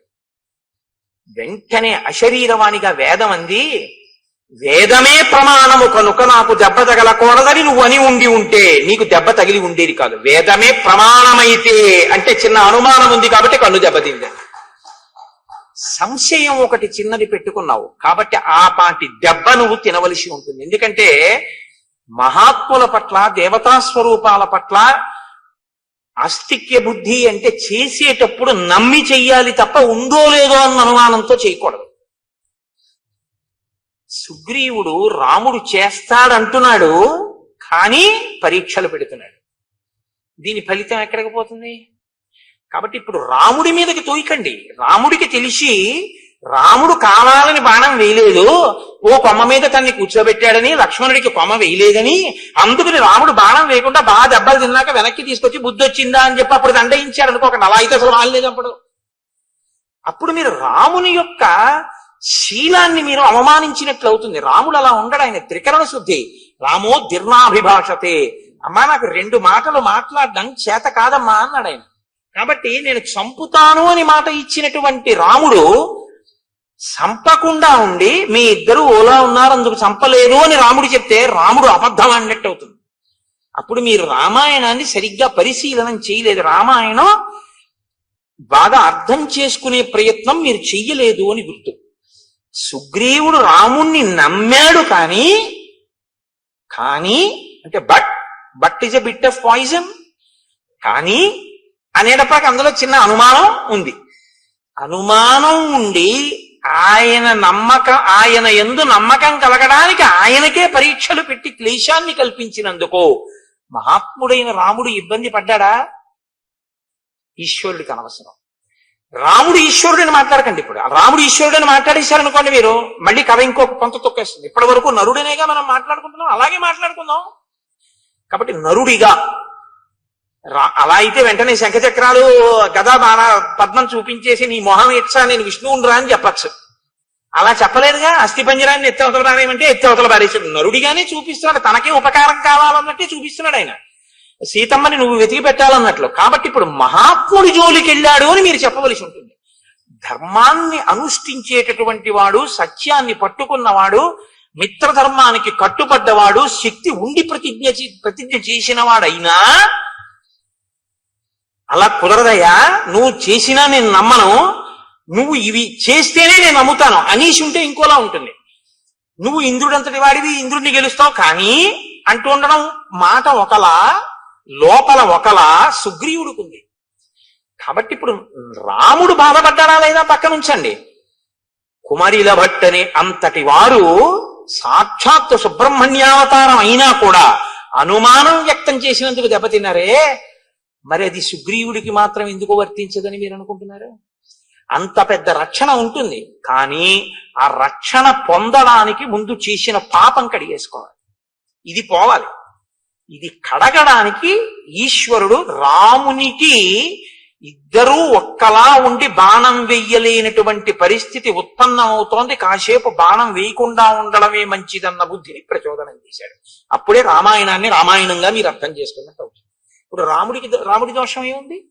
ఆయన అదే చెప్పాడు, మీ ఇద్దరూ అశ్విని దేవతల్లా ఉన్నారు, ఒక్క బాణం సరే వేసేద్దాం, ఏమైతే అయింది అని వేసేయడానికి అది మామూలు బాణం కాదు, ప్రాణాలు ఉగ్గడించేస్తుంది. నువ్వు చచ్చిపోతే ఇక నా జీవితం వ్యర్థం. ఎందుకంటే నేను ధర్మం తప్పలేదన్నదే, నేను ఎప్పుడు ధర్మం తప్పలేదు. మిత్రుణ్ణి చంపేసి మాట ఇచ్చి నిన్ను కాపాడతాను అని అగ్నిసాక్షిగా నేను నీతో స్నేహం చేసి ఎవరెవరో గుర్తుపట్టలేకపోతున్నాను అని తెలిసి కూడా బాణం వేసేనా? వాలి చచ్చిపోతే పర్వాలేదు, రెండో కోణం కూడా ఉంటుందిగా. అప్పుడు తెలియకుండా వేసినప్పుడు నీ మీద పడి ఉంటే ఎలా వేయమంటావు? అందుకు వెయ్యలేదన్నాడు. ఇప్పుడు ఎక్కడ రాముడి దోషం ఉంది నాకు చెప్పండి. ఎందుకు రాముడి మీదకి పెట్టి చూస్తారు మీరు? ఇంకొకలా చూడండి.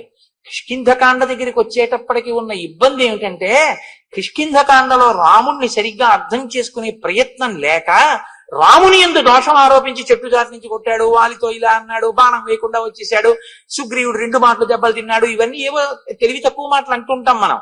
కానీ సక్రమంగా మీరు అర్థం చేసుకుంటే రామచంద్రమూర్తి యొక్క శీల వైభవం మీకు అర్థమవుతుంది. మీకు ఒక యథార్థం చెప్పనా? మీరు ఇలా అర్థం చేసుకోవడానికి ప్రయత్నించినప్పుడు అర్థం అవడం కూడా రామానుగ్రహంగానే అర్థం అవుతుంది. ఆ రామానుగ్రహంతో అర్థమై మీరు మనసులో అంత ఆనందించగానే, రామా ఎంత ధర్మాత్ముడవు అని ఆలోచించగానే మీ యందు ఒక మార్పు వస్తుంది. ఏమిటో తెలుసా అండి? మీరు మహాత్ముల జోలికి వెళ్ళరు. తప్పు వాళ్ళ జోలికి మనం వెళ్ళకూడదు అన్న నిశ్చయాత్మక బుద్ధితో ఉంటారు. కాబట్టి మీకు ఇబ్బందులు రాకుండా ఉంటాయి. సరికదా? మహాత్ముల యందు అలా ప్రవర్తించకపోవడం మీకు సత్య ఫలితాన్ని ఇస్తుంది. ఏ సత్య ఫలితం? విజయాన్ని మీకు ఇస్తుంది. అది మీకు వెంటనే చూపిస్తారు మహర్షి. ఎంత గమ్మత్తుగా ఉంటుందో అందుకే రామాయణం. కాబట్టి చూడండి, ఇప్పుడు మెడలో పుష్పమాల వేసి గజపుష్పీం ఇమాం పుల్లాం ఉత్పాట్య శుభలక్షణాం కురు లక్ష్మణ కంఠేస్య సుగ్రీవస్య మహాత్మనః. ఇప్పుడు ఆ పాపము కడగబడినటువంటి మహాత్ముడు కాబట్టి ఈ గజపుష్పమాలతో నువ్వు యుద్ధానికి వెళ్ళు. ఆయన మళ్ళీ బయలుదేరి నడుస్తున్నారు. అగ్రతస్తు యయౌ తస్య రాఘవస్య మహాత్మనః సుగ్రీవ సంహత గ్రీవో లక్ష్మణస్య మహాబల పృష్ఠతో హనుమాన్ వీరో నలో నీలశ్చ వానరః తారశ్చైవ మహాతేజ హరియూధ సయూధప. ముందు లక్ష్మణుడు సుగ్రీవుడు నడుస్తున్నారు, వారి వెనక రాముడు నడుస్తున్నారు.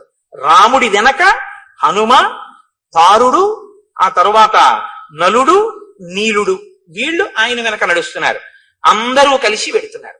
ఆకాశం అంతెత్తు పెరిగిపోయినటువంటి చెట్లు, లతలు అవన్నీ కనపడి ఏదో పెద్ద నృత్యాలు, పాటలు అవి వినపడుతున్నట్టు మధురమైనటువంటి ఫలములతో, పుష్పములతో నిండిపోయి, కానీ ఆ వనంలోకి ఒక పక్షి కూడా వెళ్లకుండా కనపడింది రాముడికి. ఆశ్చర్యపోయి, ఇన్ని ఫలములు, ఇన్ని పుష్పములు ఉండి, ఇన్ని చెట్లుంటే ఒక పక్షి అయినా ఉండాలి కదా, ఏదీ లేదేంటి?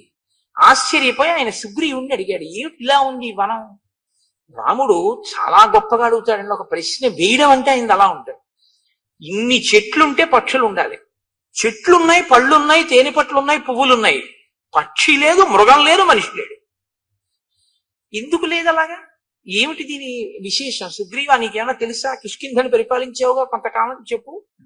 అంటే ఆయన అన్నాడు, అత్ర సప్తజనానామ మునయః సంసితవ్రతాః సప్తైవాసన్నధ శీర్ష నియతం జలశాయినః.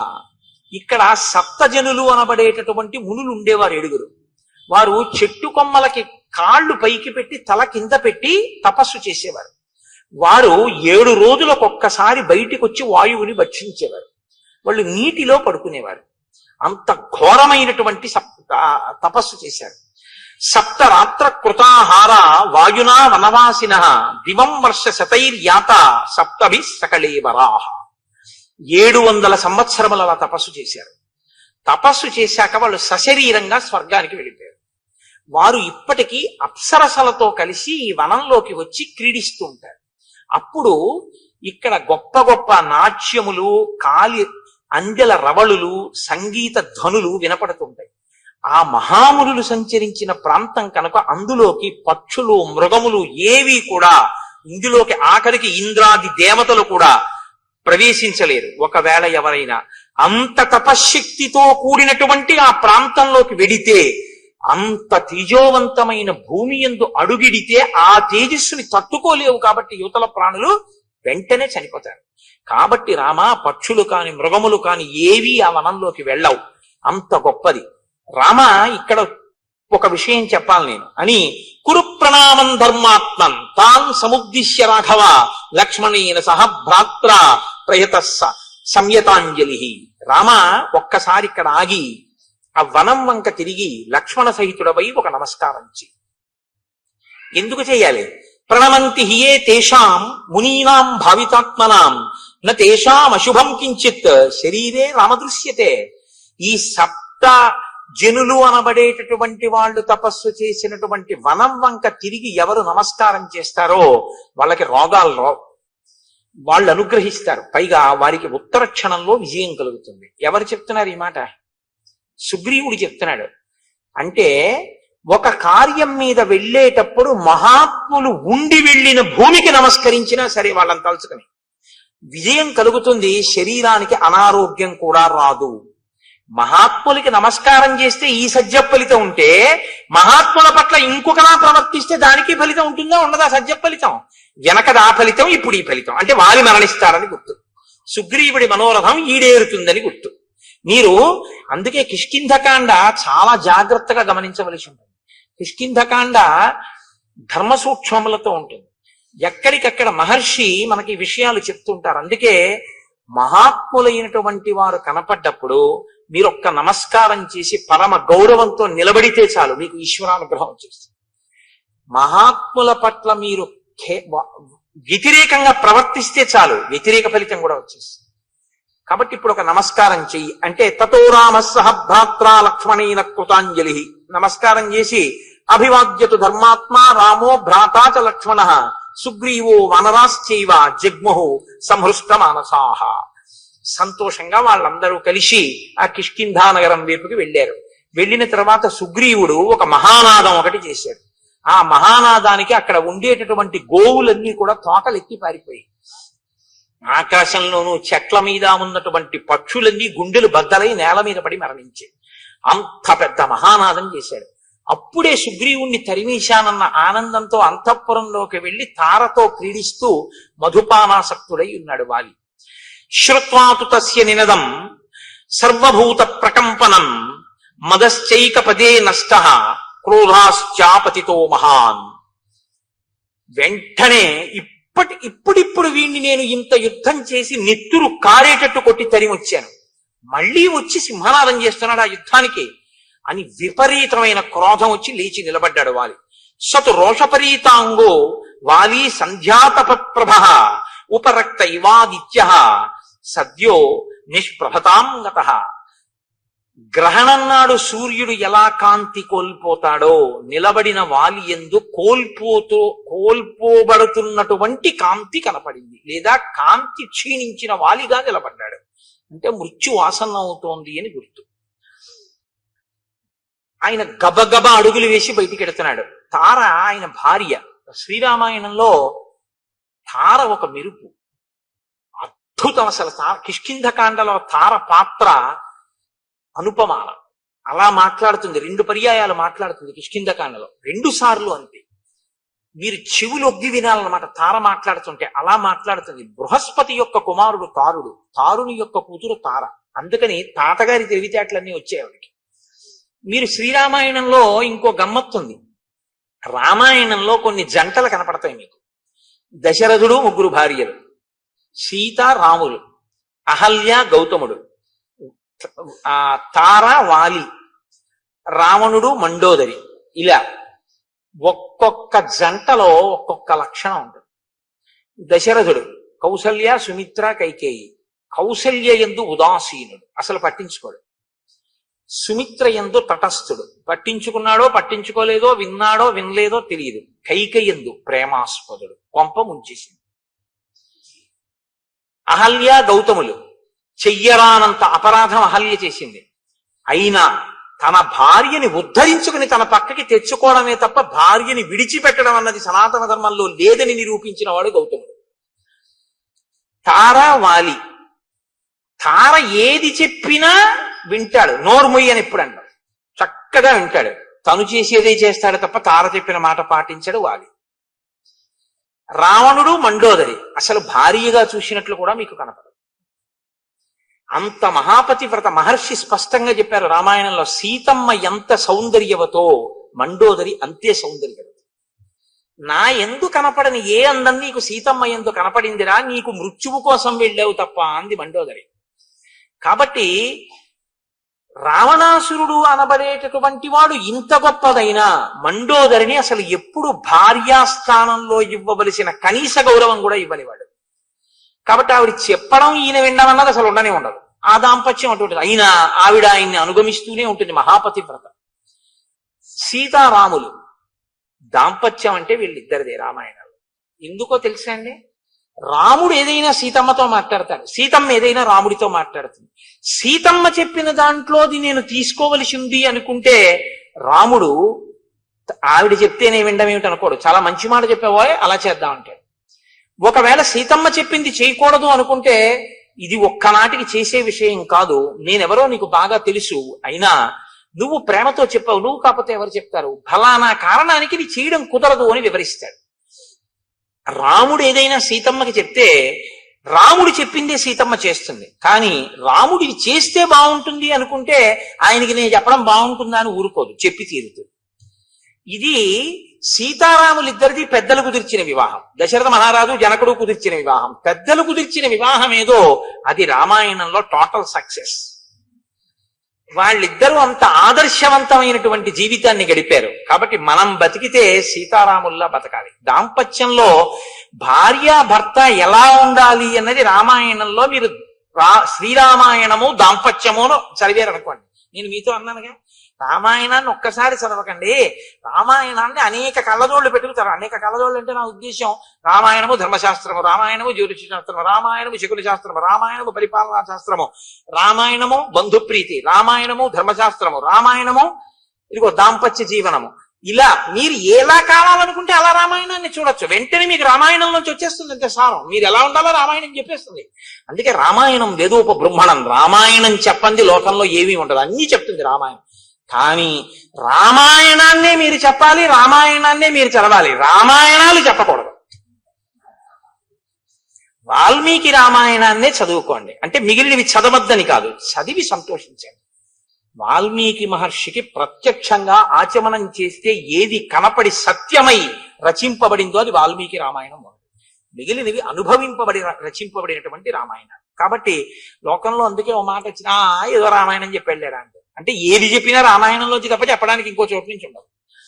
కాబట్టి ఇప్పుడు ఆ తార వెడుతున్నటువంటి వాలిని ఆపంది. వాలి దంస్ట్రా కరాళస్తు క్రోధా దీప్తాగ్ని సన్నిభ భాత్యుత్పతిత పద్మాభ సంమృణాల ఇవ హ్రద. ఆ వెడుతున్నటువంటి ఆ వాలిని ఆపి తార అంటుంది, నీవు తొందరపడి మళ్ళీ ఇప్పుడిప్పుడే ఏ సుగ్రీవుణ్ణి పిడికిటి పోట్లు పడిచి నెత్తురు కారేటట్టు కొట్టావో ఆ సుగ్రీవుడి మీద యుద్ధానికి నువ్వు మళ్ళీ వెడుతున్నావు. కాని సాధుక్రోధమిమం వీర నదీవేగమివాగతం శయానాద్దుదిత కాల్యం త్యజ భుక్తామివ స్రజం. ఒక పురుషుడు రాత్రి పడుకోబోయే ముందు, నిద్రలోకి వెళ్ళడానికి ముందు మెడలో ఒక పుష్పహారం వేసుకుని పడుకుంటాడు. అంటే అదేంటంటే అలా కూడా వేసుకుంటారా అంటే అలా వేసుకుంటారు ఒక అందాన్ని. ఇప్పుడు మనం అంటే అంతంత డబ్బులు, అంతంత పూలదండలు అవన్నీ ఇప్పుడు అదొక అదోలా చూస్తారు అలా వేసుకుంటే. కానీ అలా వేసుకుని పడుకునేవారు పూర్వం. కాబట్టి పూలహారం వేసుకుని నిద్రించినటువంటి పురుషుడు మరునాడు నిద్ర లేవగానే నలిగిపోయిన పుష్పహారాన్ని తీసి ఎలా పక్కన పడేసి బయటికి వస్తాడో అలా నీలో జనించినటువంటి కోపాన్ని ఉత్తర క్షణం విడిచిపెట్టేసేయి. నదీ ప్రవాహంలా వస్తోంది నీకు కోపం, ముంచెత్తుతోంది నిన్ను. ఆ ముంచెత్తుతున్న ప్రవాహాన్ని పురుషుడు దండ వేసుకుని రాత్రి పడుకున్నవాడు ఉదయం విడిచిపెట్టినట్టు ఆ క్రోధాన్ని నువ్వు విడిచిపెట్టు. నేను చెప్పిన మాట విను. సహసాతవ నిష్క్రామో మమ తావన్న రోచతే శ్రూయతాం చాభిదాస్యామి ఎన్నిమిత్తం నివార్యసే. ఇప్పుడొద్దు యుద్ధానికి, వెడుదుగాను యుద్ధానికి. నువ్వు వెళ్ళొద్దు, యుద్ధం చెయ్యొద్దు, ఇంట్లోనే ఉండు, వెన్ను చూపించు అని నేను అనను. కానీ నీ తమ్ముడు ఇప్పుడు వచ్చి మళ్ళీ సింహనాదం చేస్తున్నాడు. కానీ వెళ్ళవద్దు ఇప్పుడు యుద్ధానికి. ఎందుకు వెళ్ళవద్దంటున్నానో నువ్వు విను జాగ్రత్తగా. తప్ప క్రోధంతో గబగబా తొందరపడిపోయి వెళ్ళిపోవద్దు. ద్వయాతస్య నిరస్తస్య పీడితస్య విశేషతః ఇహైత్య పునరాహ్వానం శంకాం జనయతీవమే. ఇప్పుడిప్పుడు నువ్వు పిడిగుద్దులు గుద్దావు. నెత్తురు నవరంధ్రములలోంచి కారిపోతూ ఏడుస్తూ ఋష్యమూక పర్వతం మీదకి పారిపోయాడు ప్రాణాల కోసం. వెళ్ళి కొంచెం సేపు అవలేదు, నువ్వు ఇంట్లోకి వచ్చావు, మళ్ళీ వచ్చి సింహనాదం చేస్తున్నాడు. ఇత పూర్వం ఎప్పుడు చేయలేదు సుగ్రీవుడిగా. ఏ ధైర్యంతో మళ్ళీ వచ్చి సింహనాదం చేశాడు. కాబట్టి ఏదో ఇందులో అనుమానించవలసి ఉంది. తొందరపడి వెళ్ళకు. దర్పశ్చ వ్యవసాయశ్చ యాదృశస్తస్య నర్దతః నినాదశ్చాపి సంరంభో నైతదల్పం హి కారణం. నువ్వు జాగ్రత్తగా అతను చేస్తున్నటువంటి సింహనాదాన్ని విను. అతనిలో ఒక ఉద్యమం కనపడుతోంది, ఏదో చాలా ఉత్సాహంగా ఉన్నాడు. ఆ ధ్వని పూర్వంలా లేదు, ఇప్పుడు ఏదో ధైర్యంతో అరుస్తున్నాడు. అతనిలో ఒక తొందర ఉంది, రా బయటికి అని, నిన్ను బయటికి రప్పించడమే పూనికతో ఉన్నాడు. ఈ మూడు కనపడుతున్నాయి ఆ నాదంలో. అంటే ఏదో తేడా ఉంది వాళ్ళ సుగ్రీవుల్లో. నా సహాయమహం మన్యే సుగ్రీవం తామిహాగతం అనష్టబ్ద సహాయశ్చ యమాశ్రిత్యైష గజ్జతి. సుగ్రీవుడి వెనక ఎవరో ఉన్నారు, ఎవరో సుగ్రీవుడికి సహాయం చేయడానికి వచ్చారు. కాబట్టే సుగ్రీవుడికి అంత ధైర్యం వచ్చింది. లేకపోతే ఇంత ధైర్యంగా వచ్చి ఇప్పుడు మళ్ళీ అరవగలిగినటువంటి ప్రజ్ఞ సుగ్రీవుడికి లేదు. ప్రకృత్యా నిపుణశ్చైవ బుద్ధిమాంశ్చైవ వానరః నా పరీక్షిత వీర్యేణ సుగ్రీవ సఖ్యమేష్యతి. ఎవరినో తీసుకొచ్చాడు, ఎవడైతే మాత్రం నాకేంటి, ఇప్పటి వరకు నాకు ఓటమి తెలియదు అంటావేమో. సుగ్రీవుడు ఎటువంటి వాడో తెలుసా? నాకు బాగా తెలుసు. నీ తమ్ముడు ఎవరితోనైనా స్నేహం చేసే ముందు, ఎవరినైనా నమ్మే ముందు, నీ దగ్గరికి వచ్చే ముందు, నిన్ను యుద్ధానికి పిలిచే ముందు అవతలి వారు నీతో యుద్ధం చెయ్యగలిగిన వారేనా అన్నది వాళ్ళు మాట చెప్తే నమ్మడు, పరీక్షించి చూసి వచ్చి ఉంటాడు. ఎందుకంటే సుగ్రీవుడి శీలం అటువంటిది. పరీక్షించి చూశాడు నీ తమ్ముడు, నిర్ధారించుకున్నాడు తనతో వచ్చిన స్నేహితుడెవరో నిన్ను మట్టు పెట్టగలిగిన వాడు అని నమ్మకం ఏర్పడ్డాకే వచ్చాడు. కాబట్టి తొందరపడి వెళ్ళకు. ఎంత ఖచ్చితంగా చెప్పేస్తోందండి మహాతల్లి నిజంగా. పూర్వమేవ మయా వీర శృతం కథయతో వచః అంగదస్య కుమారస్య వక్ష్యామి త్వాం హితం వచః. ఇత పూర్వం యువరాజు అయినటువంటి అంగదుడు నాతో ఒక విషయం చెప్పాడు. నేనిప్పుడు నీతో ఆ మాట చెప్తాను, శ్రద్ధగా విను. అంగదస్థ కుమారోయం వనాంతం ఉపనిర్గతః ప్రవృత్తిస్తేన కథిత చారైరాశీ నివేదిత. ఒకనాడు అంగదుడు ఈ రాజ్యము యొక్క హద్దులు, సరిహద్దుల వరకు వెళ్ళాడు. దాటి ఋష్యమూక పర్వతం వైపుకు వెళ్ళరుగా. గూఢచారులు ఎప్పుడో అవతల దేశాల్లో తెలుసుకున్న విషయాలు ఆ సరిహద్దులు దాటి వచ్చి చెప్తూ ఉంటారు. గూఢచారులు ఒక విషయాన్ని చెప్పారు అంగదుడితోటి. ఆ అంగదుడు నాతో చెప్పాడు, అయోధ్యాధిపతే పుత్రౌ శూరౌ సమర దుర్జయౌ ఇక్ష్వాకూణాం కులే జాతౌ ప్రథితౌ రామలక్ష్మణౌ సుగ్రీవ ప్రియకామార్థం ప్రాప్తౌ తత్ర దురాసదౌ సతే భ్రాతుర్హి విఖ్యాత సహాయో రణకర్మణి రామ పరబలామర్థి యుగాంతాగ్నిరివోత్థిత. అయోధ్యాధిపతి అయినటువంటి దశరథ మహారాజు గారి పెద్ద కుమారుడైనటువంటి రామచంద్రమూర్తి తన తమ్ముడైనటువంటి లక్ష్మణుడితో కలిసి అరణ్యవాసానికి వచ్చాడు. రాముడు సామాన్యమైనటువంటి వీరుడు కాడు, చాలా గొప్ప శౌర్య పరాక్రమములు ఉన్నవాడు.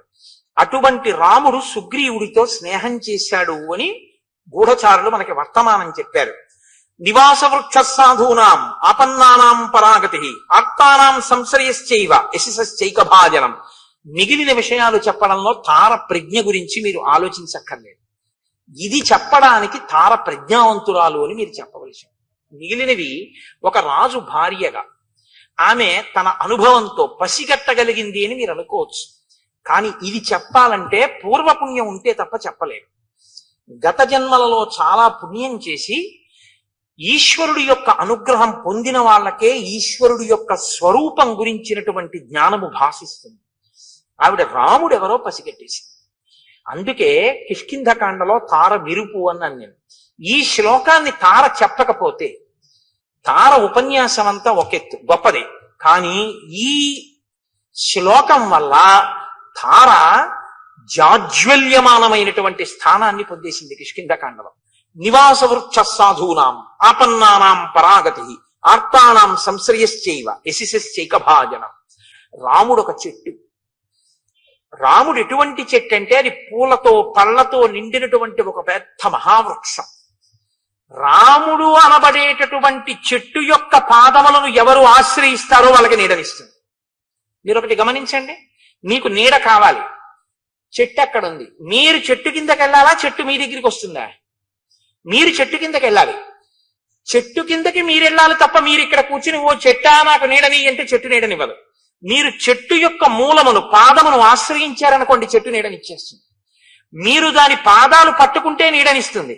పాదాలు పట్టుకుని మీరు నించున్నప్పుడు మీకు నీడనిచ్చేటప్పుడు నువ్వు స్త్రీవా పురుషుడివా చదువుకున్నవాడివా చదువుకోని వాడివా ధనవంతుడివా పేదవాడివా ఆచరణ ఉన్నవాడివా లేనివాడివా ఇవన్నీ ఏమి చూడదు. నీడనివ్వడం ఆ చెట్టు యొక్క ప్రయోజనం, ఆ చెట్టు యొక్క లక్షణం అంతే. నీకన్నా ముందు సుగ్రీవుడు చేరిపోయాడు ఆ చెట్టు కింద. రాముడనేటటువంటి చెట్టు నీడలో సుగ్రీవుడు ఉన్నాడు, చెట్టు బయట ఎండలో నువ్వున్నావు.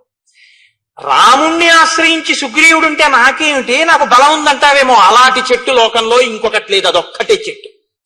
రాముణ్ణి ఆశ్రయించిన వాణ్ణి నిగ్రహించడం ఇంకొకరికి చేత కాదు, నీ బలం పనికిరాదు. నీ మొదటి ఓటమి చిట్ట చివరి ఓటమి ఇదే అవుతుంది. ఎందుకంటే ఇంకొకసారి యుద్ధం చేసే అవకాశం నీకుండదు. సుగ్రీవుడి మీదకి యుద్ధానికి వెళ్ళడం అంటే రాముడి మీదకి వెళ్ళడమే. ఎందుకంటే సుగ్రీవుడికి రాముడికి మైత్రి కుదిరింది. సుగ్రీవుడి ప్రాణం రాముడు పోనివ్వడు. ఆ ధైర్యమే ఆయన సింహనాదంలో వినపడుతోంది. నువ్విప్పుడు సుగ్రీవుడి మీదకి యుద్ధానికి వెళ్ళడం, రాముడి మీదకి యుద్ధానికి వెళ్ళడం, రాముణ్ణి నిగ్రహించగలిగిన శక్తి నీకు కాదు, 3 లోకములలో ఎవరికి లేదు. కాబట్టి నా మాట వినం. నివాస వృక్ష సాధూనాం ఆపన్నానాం పరాగతి ఆర్తానాం సంశ్రయశ్చైవ యశశ్చైక భాజనం. అదొక్కటే చెట్టు. ఆర్తి కలిగిన వారు, శరణాగతి చేసిన వారు అందరూ ఆ చెట్టుని ఆశ్రయించవలసి ఉంటుంది. అది ముందు నీడనిస్తుంది, తర్వాత పువ్వులు ఇస్తుంది, పళ్ళు ఇస్తుంది, అన్ని ఇస్తుంది. కాబట్టి ఇప్పుడు నీడనిచ్చింది, రేపు పూలు పళ్ళు అనబడేటటువంటి రాజ్యాన్ని ఇచ్చేస్తుంది, నిన్ను పడగొట్టేస్తుంది. కాబట్టి నా మాట విను, నువ్వు యుద్ధానికి వెళ్ళద్దు. జ్ఞాన విజ్ఞాన సంపన్నో నిదేశే నిరతప్పితు ధాతూనావివ శైలేంద్రో గుణానాం అకరో మహాన్. ఆయన హిమవత్ పర్వతము ధాతువులన్నింటికీ ఎలా ఒక స్థావరమో రాముడనబడేటటువంటి వాడు గుణములన్నింటికీ నిధి. తక్షమోన విరోధస్తే సహతేన మహాత్మన దుర్జయేన ప్రమేయేన రామేణ రణకర్కసు. అటువంటి రాముడితో విరోధం పెట్టుకోకు. సుగ్రీవుడితో విరోధం అని నువ్వు అనుకుంటున్నావు. ఇప్పుడున్న పరిస్థితుల్లో సుగ్రీవుడితో విరోధమే రాముడితో విరోధం. కాబట్టి రాముడితో విరోధం వద్దు. శూరవక్ష్యామితే కించి నచేచ్ఛామ్యభ్యసూయితుం శ్రూయతాం క్రియతాం చైవ తమ వక్ష్యామి యద్ధితం. నాకు తెలుసు ఇప్పటి వరకు ఓటమి నిరగలివాడివి కాబట్టి రాముడంత గొప్పవాడు అంటే నీకు కోపం వస్తుంది, ఇంకోళ్ళని పొగడడం నీకు ఇష్టం ఉండదు. కానీ నా మీద కోపగించకుండా నేను చెప్పింది విను. నేను మీతో మనవి చేసింది ఇది. అన్ని వింటాడు, చక్కగా వింటాడు. భార్య చెప్తే వద్దనండవు, అన్ని వింటాడు, తను చేసేదే చేస్తాడు. అందుకే చచ్చిపోయాడు. నేను ఈ మాట ఎందుకంటున్నానో తెలుసా అండి? భార్య మంత్రి, ఆవిడ కన్నా నీ ఆనందాన్ని నీ అభ్యున్నతిని కోరుకునే వాళ్ళు ఉండరు. కాబట్టి ఆవిడ మాట వినవలసి ఉంటుంది కొన్నిసార్లు. కానీ ఆవిడ తప్పు చెప్తోందన్నప్పుడు దిద్దే అధికారం పురుషుడికి ఎప్పుడు ఉంటుంది. దిద్దాలి కూడా భర్త, కేవలం అనుసరించకూడదు. మంచి స్వీకరించాలి, చెడుని వద్దు అలా మనం చేయకూడదు, అలా వద్దని చెప్పగలగాలి. అది అనడు ఇది అనడు, అన్ని వింటాడు, యుద్ధానికి ఎడతాడు. అది వాలితో వచ్చిన పెద్ద చిక్కు.